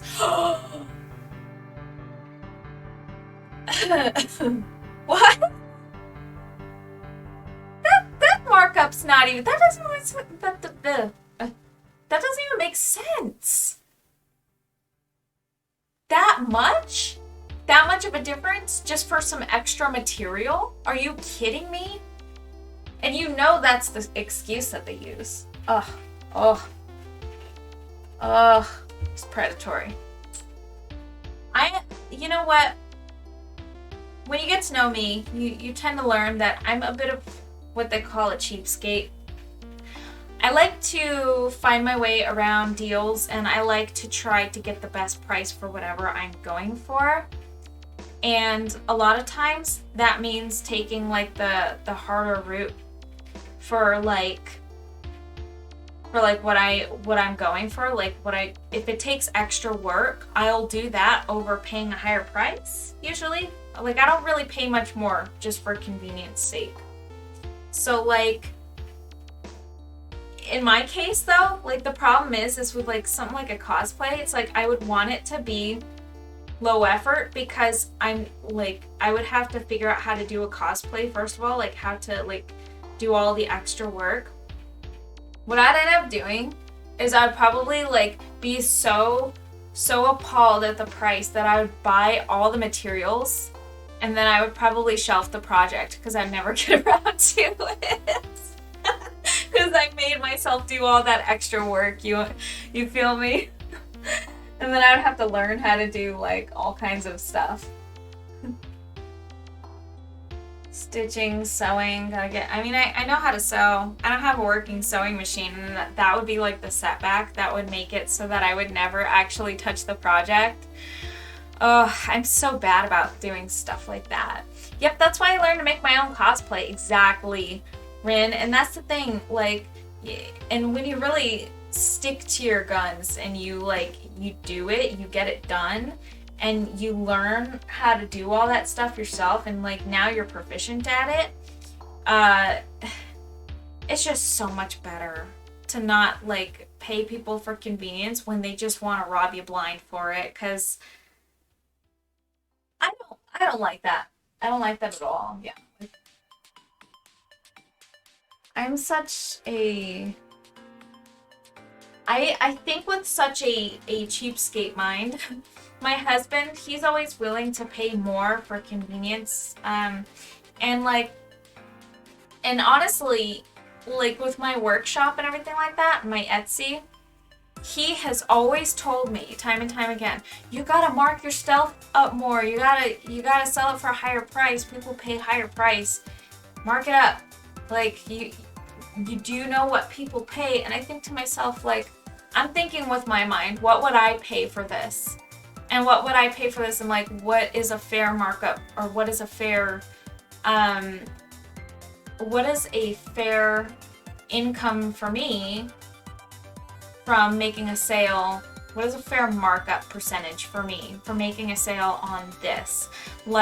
And assuming that I make this many, and I really go through a lot of different thought processes when I make my prices, when I adjust my prices. And of course, when I was making the keychains, I had to keep upping the prices, which honestly made me want to vomit internally, because if I didn't do that, I was gonna start losing money because and I was actually making a good amount by marking up just enough. It was a lot of work, but my markup was pretty low. So what I was actually making in comparison to what I actually sent out, it was pretty low. But I had to keep raising my prices because the cost of the actual materials was increasing a lot and rapidly. And if I didn't adjust, I was going to actually start hemorrhaging money. So I was and then I had to up my prices, not by a lot, but by a bit over time. And from what they used to cost, like the keychains, to what they ended up costing in the end, the price difference I think was like a little more than $1 per keychain or something like that. I don't remember, at least for the individual ones. I think it was like $125 or something higher than it used to be. And I had to. I couldn't, because they were just raising prices and raising prices. And I feel like, you know, that's just the world that we're living in now. Everything is overpriced and like, it's horrible. It's not just sewing. If you cosplay, it's makeup, wig styling, dyeing cloth, resin, hot glue. The list of things I learned. There has to be so much that goes on and goes into it. That's so crazy. Like, there's so much that goes into like a full-on cosplay. For a costume, it's like, you know, it's only so many things. But yeah, a cosplay, oh wow. Like, you have to match a character, and it's like a lot of times they have like all these unique features, unique jewelry, unique, you know, just different things on them. Totally, it's crazy, and I'm still learning a lot with every cosplay. I'm honestly debating on learning to make cosplay armor so I can do a Fire Emblem character. Oh, that'd be so sick, Ren! Oh my gosh, if you did armor, what kind of material would you make it out of? I'm curious. That is so cool. What a good idea. Yeah. I just like to work with little things. Little things and like kind of 2D artwork and stuff like that too. Pretty simple. I also like to work with technology. I really love technology, and I love to marry technology and art. But I will never go side with NFTs. NFC, good. NFT, bad. I would still buy them if you up the price of the keychains. Oh, you were so sweet, Rin. I wanted to vomit internally, like, when I had to do it. It was just, it made me so upset. And of course, my husband's just like, just do it. Do you see what people pay for a loaf of bread? Do you see what people pay for this? I'm like, I know, but I'm thinking in my own, like, personal... And I'm not saying that, like, you know, my creation is, like, worthless or, like, not worth whatever. I'm just saying, like, I kind of have some kind of value in you know, making things at least affordable to people who at least I feel that I can relate to. And it's like, I don't know. Oh no, is it such a crime? Is it such a crime?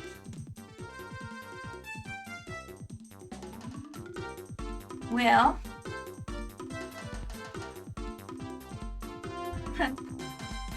the armor would be a PVA foam.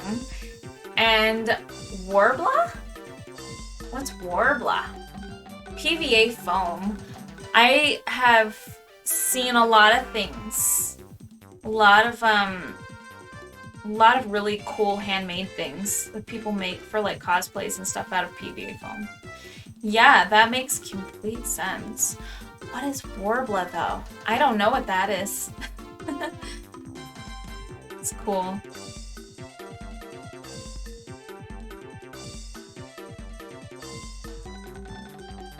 That is cool.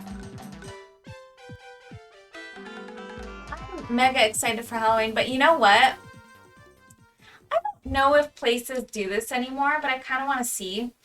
I kind of want to see if they'll have it, but like after Halloween's all said and done, I kind of almost want to like take a nice walk skis to the local Walgreens, and I sort of want to kind of see if they still have their 50% off candy sale next day. Because I have a pretty bad sweet tooth. And, you know, just want to indulge a little bit. Just want to enjoy a little bit of candy. I used to do that when I was in like high school. I used to always like to walk to Walgreens. My brother and I, we would walk together to our local Walgreens at the time. And Walgreens would always have this after Halloween candy sale where you could essentially like buy half off. It was like up to 50% off. I think there might have been some that were marked down a little bit higher, but you know, once the season ends, they gotta get rid of it. But I'm wondering if that's like a thing anymore, just because, you know, things have kind of things like that have kind of like fallen away over the past few years, unfortunately. Lots of like deals and stuff because they know that they can get away with just not doing it, and like people will still show up and still get all of that stuff. So it's like they can probably get away with just not doing it and still sell them. But I don't know. It starts as an almost cardboard material that you heat up and shape, then it cools to a hard, almost plastic material. Ooh, wow, that's so weird. How do you heat it? That's really cool. I'm like interested in that kind of stuff just for like art purposes. You know what I mean? Like if I want to make like things that are like kind of three-dimensional. That's really cool.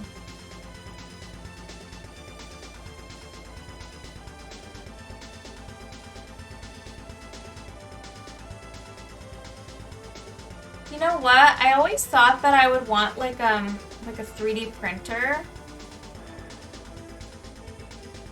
I always thought I'd want a 3D printer. But like I have never like operated or used one or anything like that before. And I feel like it would be really cool for certain things, but I feel like it lacks a specific quality, and that kind of bothers me. This is like totally off topic, like kind of topic and like kind of random.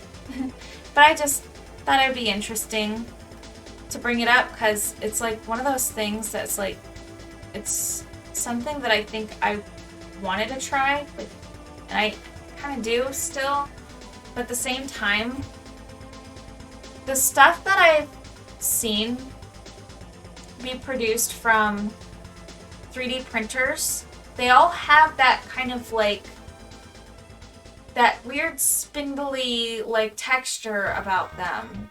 That's, I mean, I have like 3D printed child lock like door things that you like put on the doors, and I got those from my old boss's husband. He was like making 3D printed stuff left and right. He has a 3D printer, and I was watching their baby for a while. I was their babysitter, and they would bring over like some 3D printed stuff. And it's like, I'm really grateful for the functionality, but from an artistic perspective, the material, it's not the material, but like the 3D printing method with the material in combination bugs the crap out of me. So I feel like things like that are very handmade at least have the upper edge in that regard too. Like I would almost want to just do it completely by hand and heat a strange material and mold it and cool it, because you'd come up with a better product just from doing something like that, in my opinion. I mean, you know what I mean? I want one. I plan on getting a 3D printer soon for cosplay. That would be so cool, but yeah, it's that texture. I feel like there's something you can do. Girl, no, not really anymore. They're so freaking smooth now. I have a mask cover that is so smooth. Because I was thinking to myself, and those are probably ones that you'd probably have to pay a good price for, though. Like, you're probably not going to find any 3D printers that are really in the affordable range, or at least, you know, lower in price to start off, that aren't going to have that texture. I'm just guessing, though. I'm not really experienced in that way. Now, I did also think to myself, though, that if I had a 3D printer, I think besides doing a subtractive process 3D printer, which costs significantly more, if I had done like an additive process one that's like, you know, it just like kind of does it creates it in like a pattern, and it goes all the way up, and it's like that spindly, fibery texture. What you could essentially do is get those little nail motor things. They have like a little rotor in them, and you plug them in, and they have all these different tips on them, and you can sand things down with it really, really finely. There's some that cover like large flat surfaces, and there's ones that are thinner, and there are ones that go into a point, so you can like poke holes and like almost like a teeny tiny little drill, but it's also like a file. So if you like kind of sanded it down artfully, just etch along the surface, I'm sure you could smooth it out almost like sandpaper, but like 1,000 times better. Those tools for nails are surprisingly good. You have one for resin? Nice. The ridges used to bug me so much as well, but it's a non-issue anymore. You have one for resin. You have one of those little things. I mean, honestly, like the ones even just for nails, they're super cheap, and they do a really good job for like, I would use that specifically for resin, and I would file things down that weren't smooth with it, and it was so, like, it is so helpful and affordable as well. Like, so it's like, even if I did have problems like that, which, you know, if that is true though, like with the 3D printers, I'm glad I've held off until now. You know, like I don't really have funds at the moment, but like I'm definitely thinking about it once I do though. Like, oh my gosh, that'd be really cool. Yeah.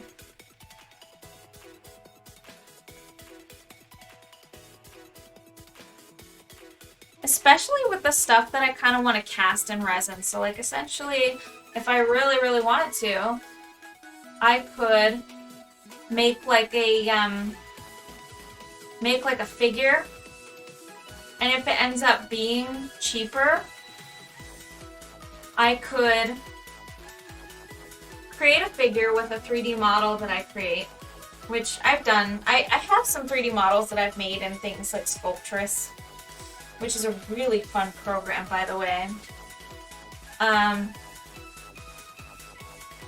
If I ended up like making like little figures out of like a 3D model, and then I wanted to basically like produce it quick over and over and over, like reproduce it, I have the stuff that's like putty mold, where you could basically just take on the shape of anything. So you have the thing that's 3D printed. It takes a while to make that, sure.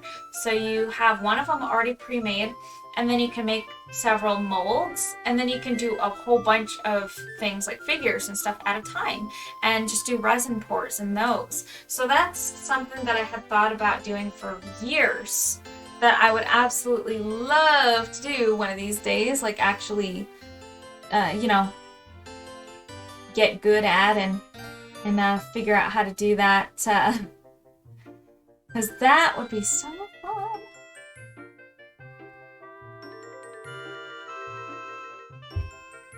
There we go. This is my jam. Yes! Yes, Rin. Cocorico Village. This is a good jam to have.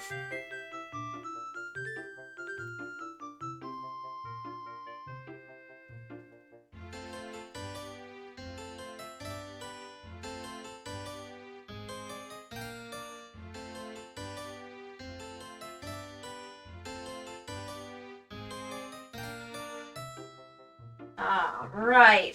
This is so fun. Oh man, it's so zen to just be creating, you know?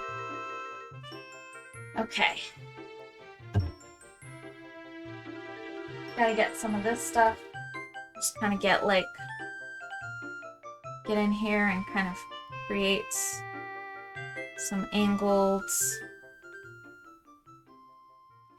I can put my face up near the canvas without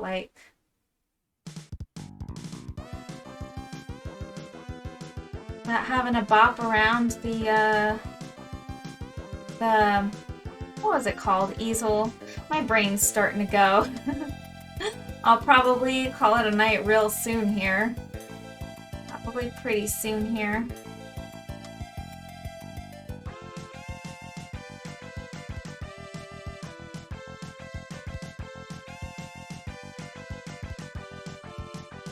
Just gotta focus in and get some of this stuff done.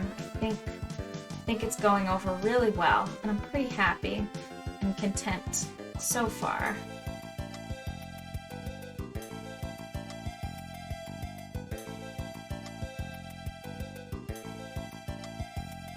Just kind of have to think about jagged rocks in the shapes of rocks and mountains.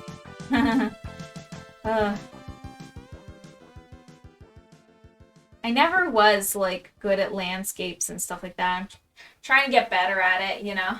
Trying to get better at scenery, landscapes, things like that. And it's been a journey. It's been a journey, no doubt.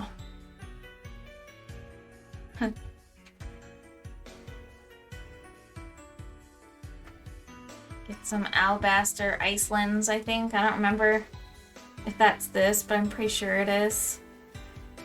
Alabaster Icelands from Legends Arceus. This track is such a good hit with me. My God. This one was a real jam for me too, particularly this one.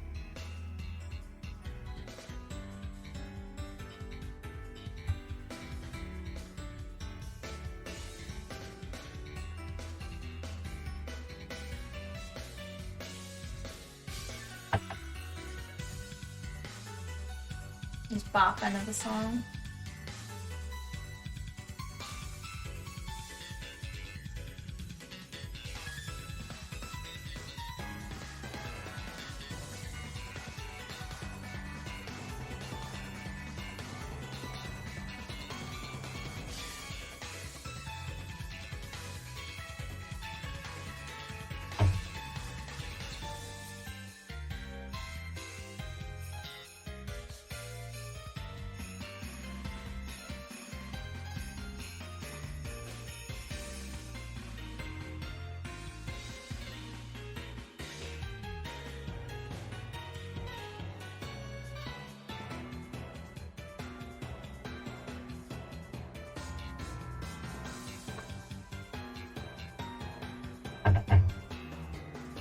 Alrighty.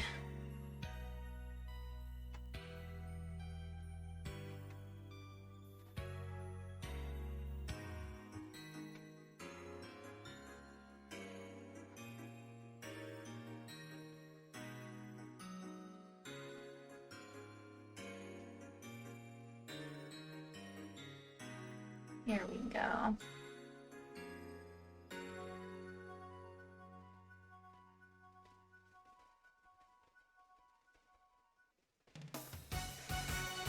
Yeah, that's a good feeling. Just painting those rocks. Feels pretty cool. They're all jagged and rugged and just trying to get those sharp shapes down. Put some little highlights where things kind of jet out just a bit. There. Oh yeah, cool. Cool. Alright, and then we're gonna go ahead and that as well.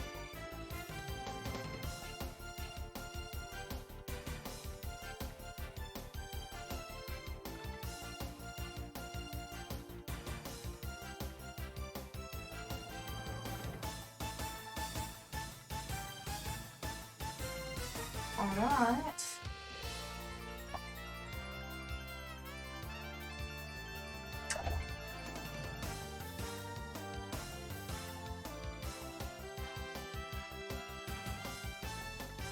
Alrighty. So I'm thinking to myself,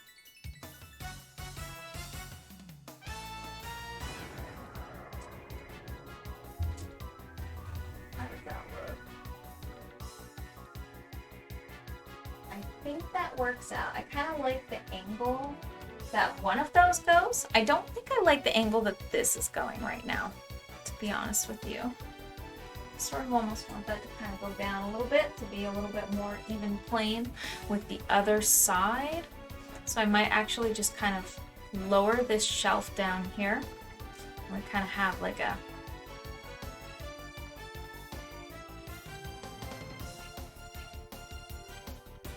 shelf kind of moves downward over here, but the waterfall is channeled into this area right here.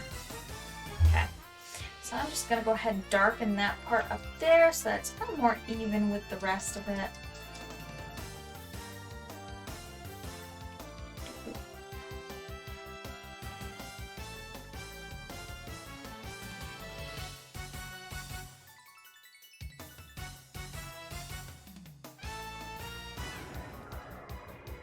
Feel like some of these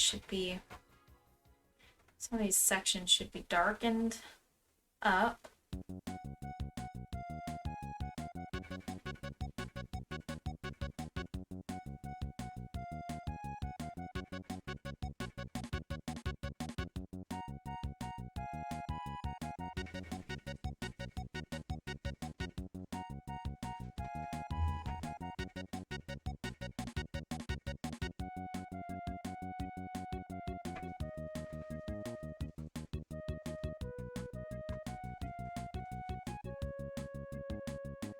I darken the bottoms of those and then kind of add like a blue tint.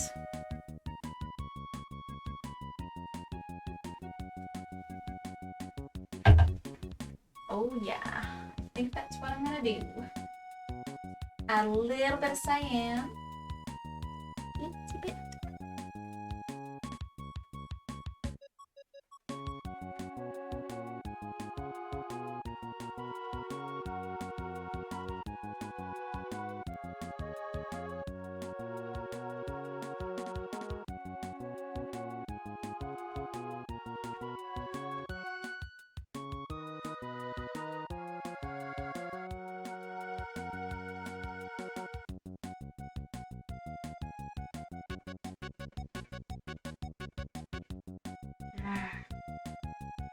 Okay, cool. That looks kind of rocky.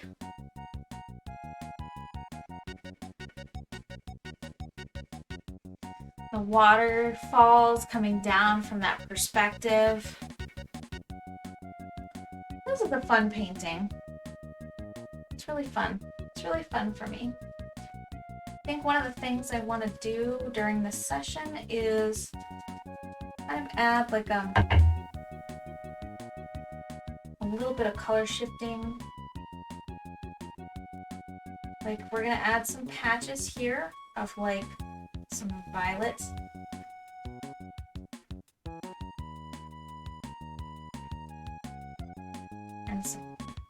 cyan. We're just gonna kind of this.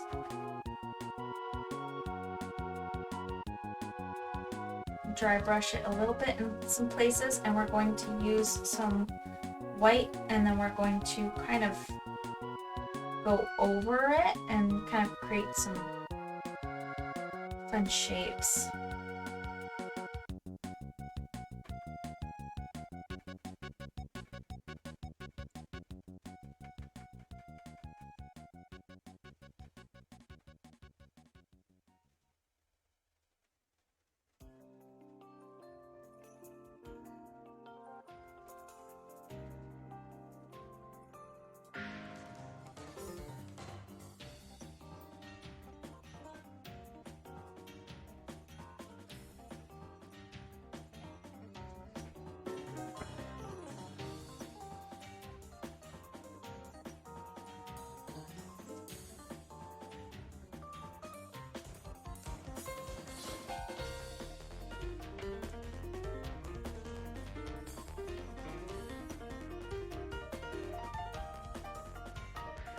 Go.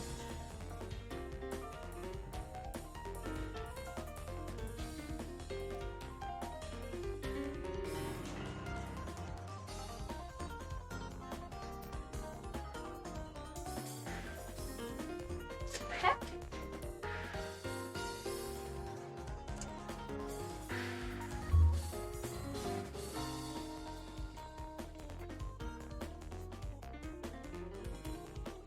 Okay. Ah, I dropped the brush.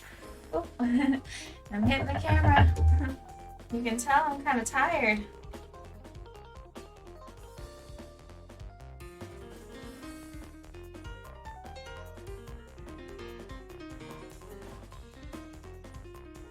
Need a little bit more white. A little more white paint. I'm just gonna go ahead. Oh, no, not that much more white. Holy crap. You gotta be kidding me. That's fine. Okay. Oh my gosh, that was a pretty bad moment right there. Wonder how many people caught that live. Oh geez, got paint all over me. You know I'm tired now. That coffee can only do so much for me. Oh, but I got plans to use this white paint. I don't want to be this clumsy this soon. Things I want to do. It's not a good feeling.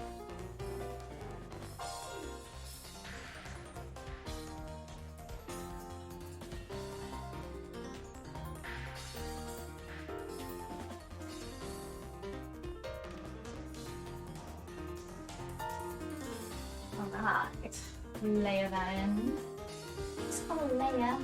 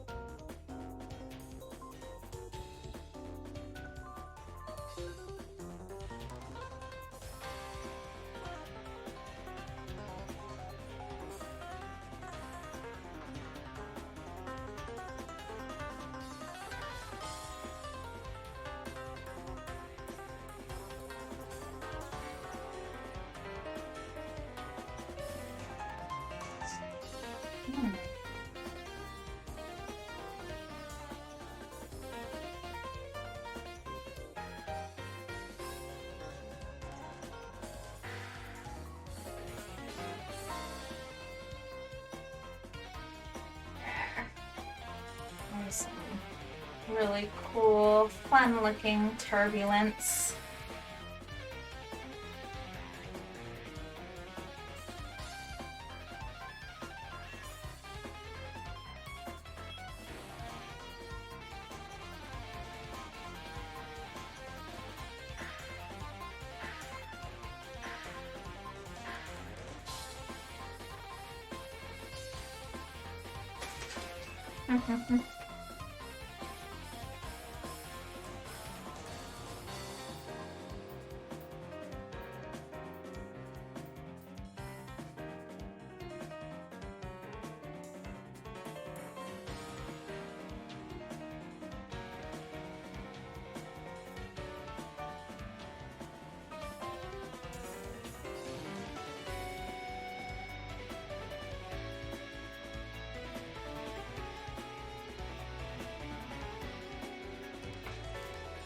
yeah. Wow. I'm still here, but I'm not gonna hold it against you. Oh, it was so funny. It was hilarious. I like dropped white paint all over the water over here, and it was like, yeah, now I'm like covered in paint. It's so funny. Oh, that was like, I salvaged it. It was okay, but like that could have been really bad. That was like quite something. Oh yeah.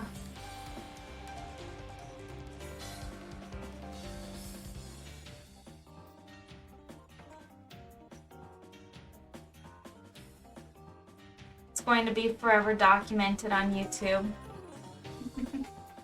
So people can go back and watch the mistake for as long as YouTube exists.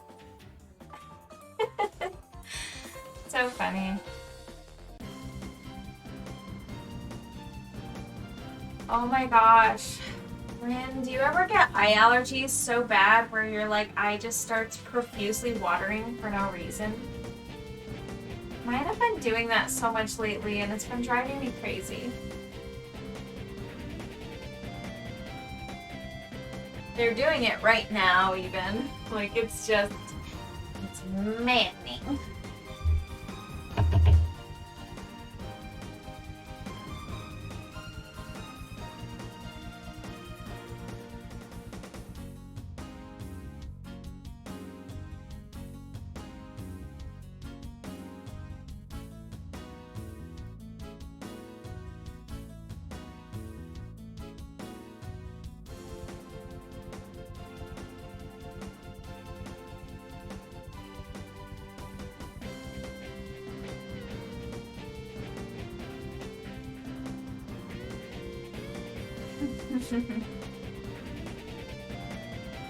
Oh, my eyes are watering.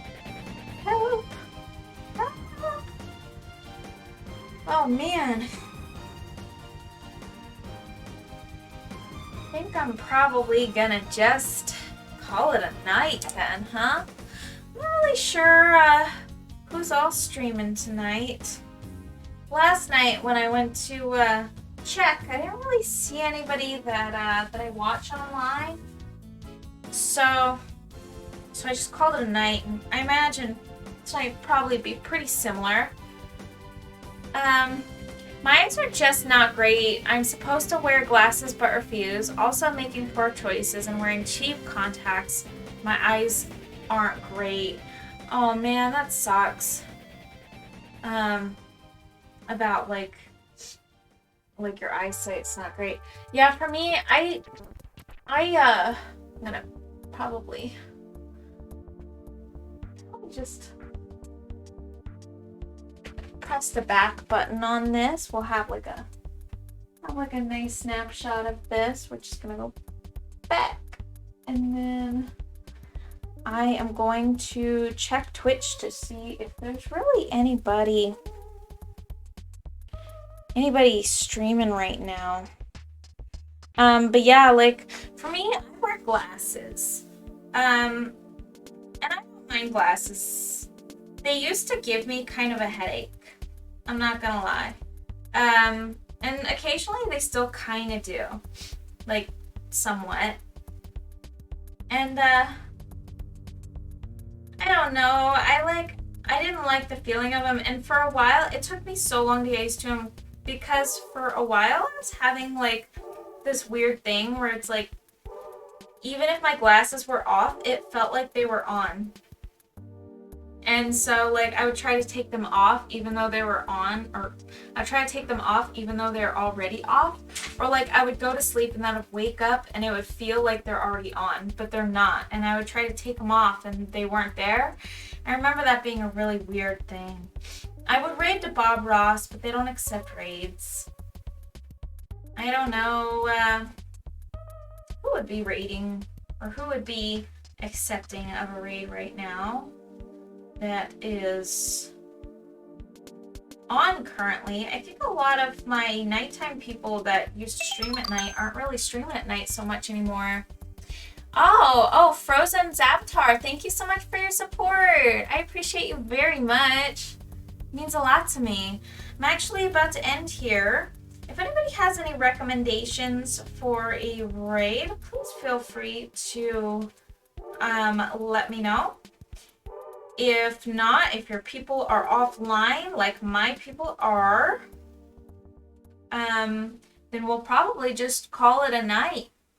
Yeah. Frozen Zavatar. I hope that I pronounced that right. You are super awesome. I just want to let you know. And I feel kind of bad because I'm not really sure if you're just popping in or anything, and then I'd just be taken off really quick. But I just want to let you know that I appreciate you very much, and I hope to catch you next time. It would be really cool.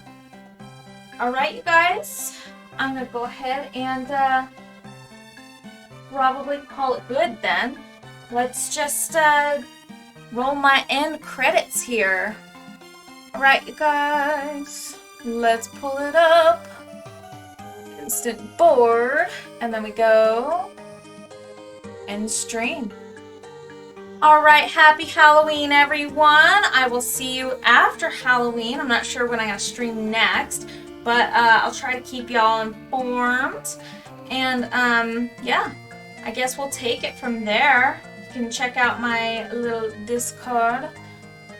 And then I'll probably post some updates there. So yeah, I mean, we'll see what happens. I should be getting some more time to myself in the near future. I'm looking forward to that greatly, and I hope to catch you soon. You rest well as well, Byron. Have a super good night. Aw, thank you. You too, Frozen Zavatar. Have a good one.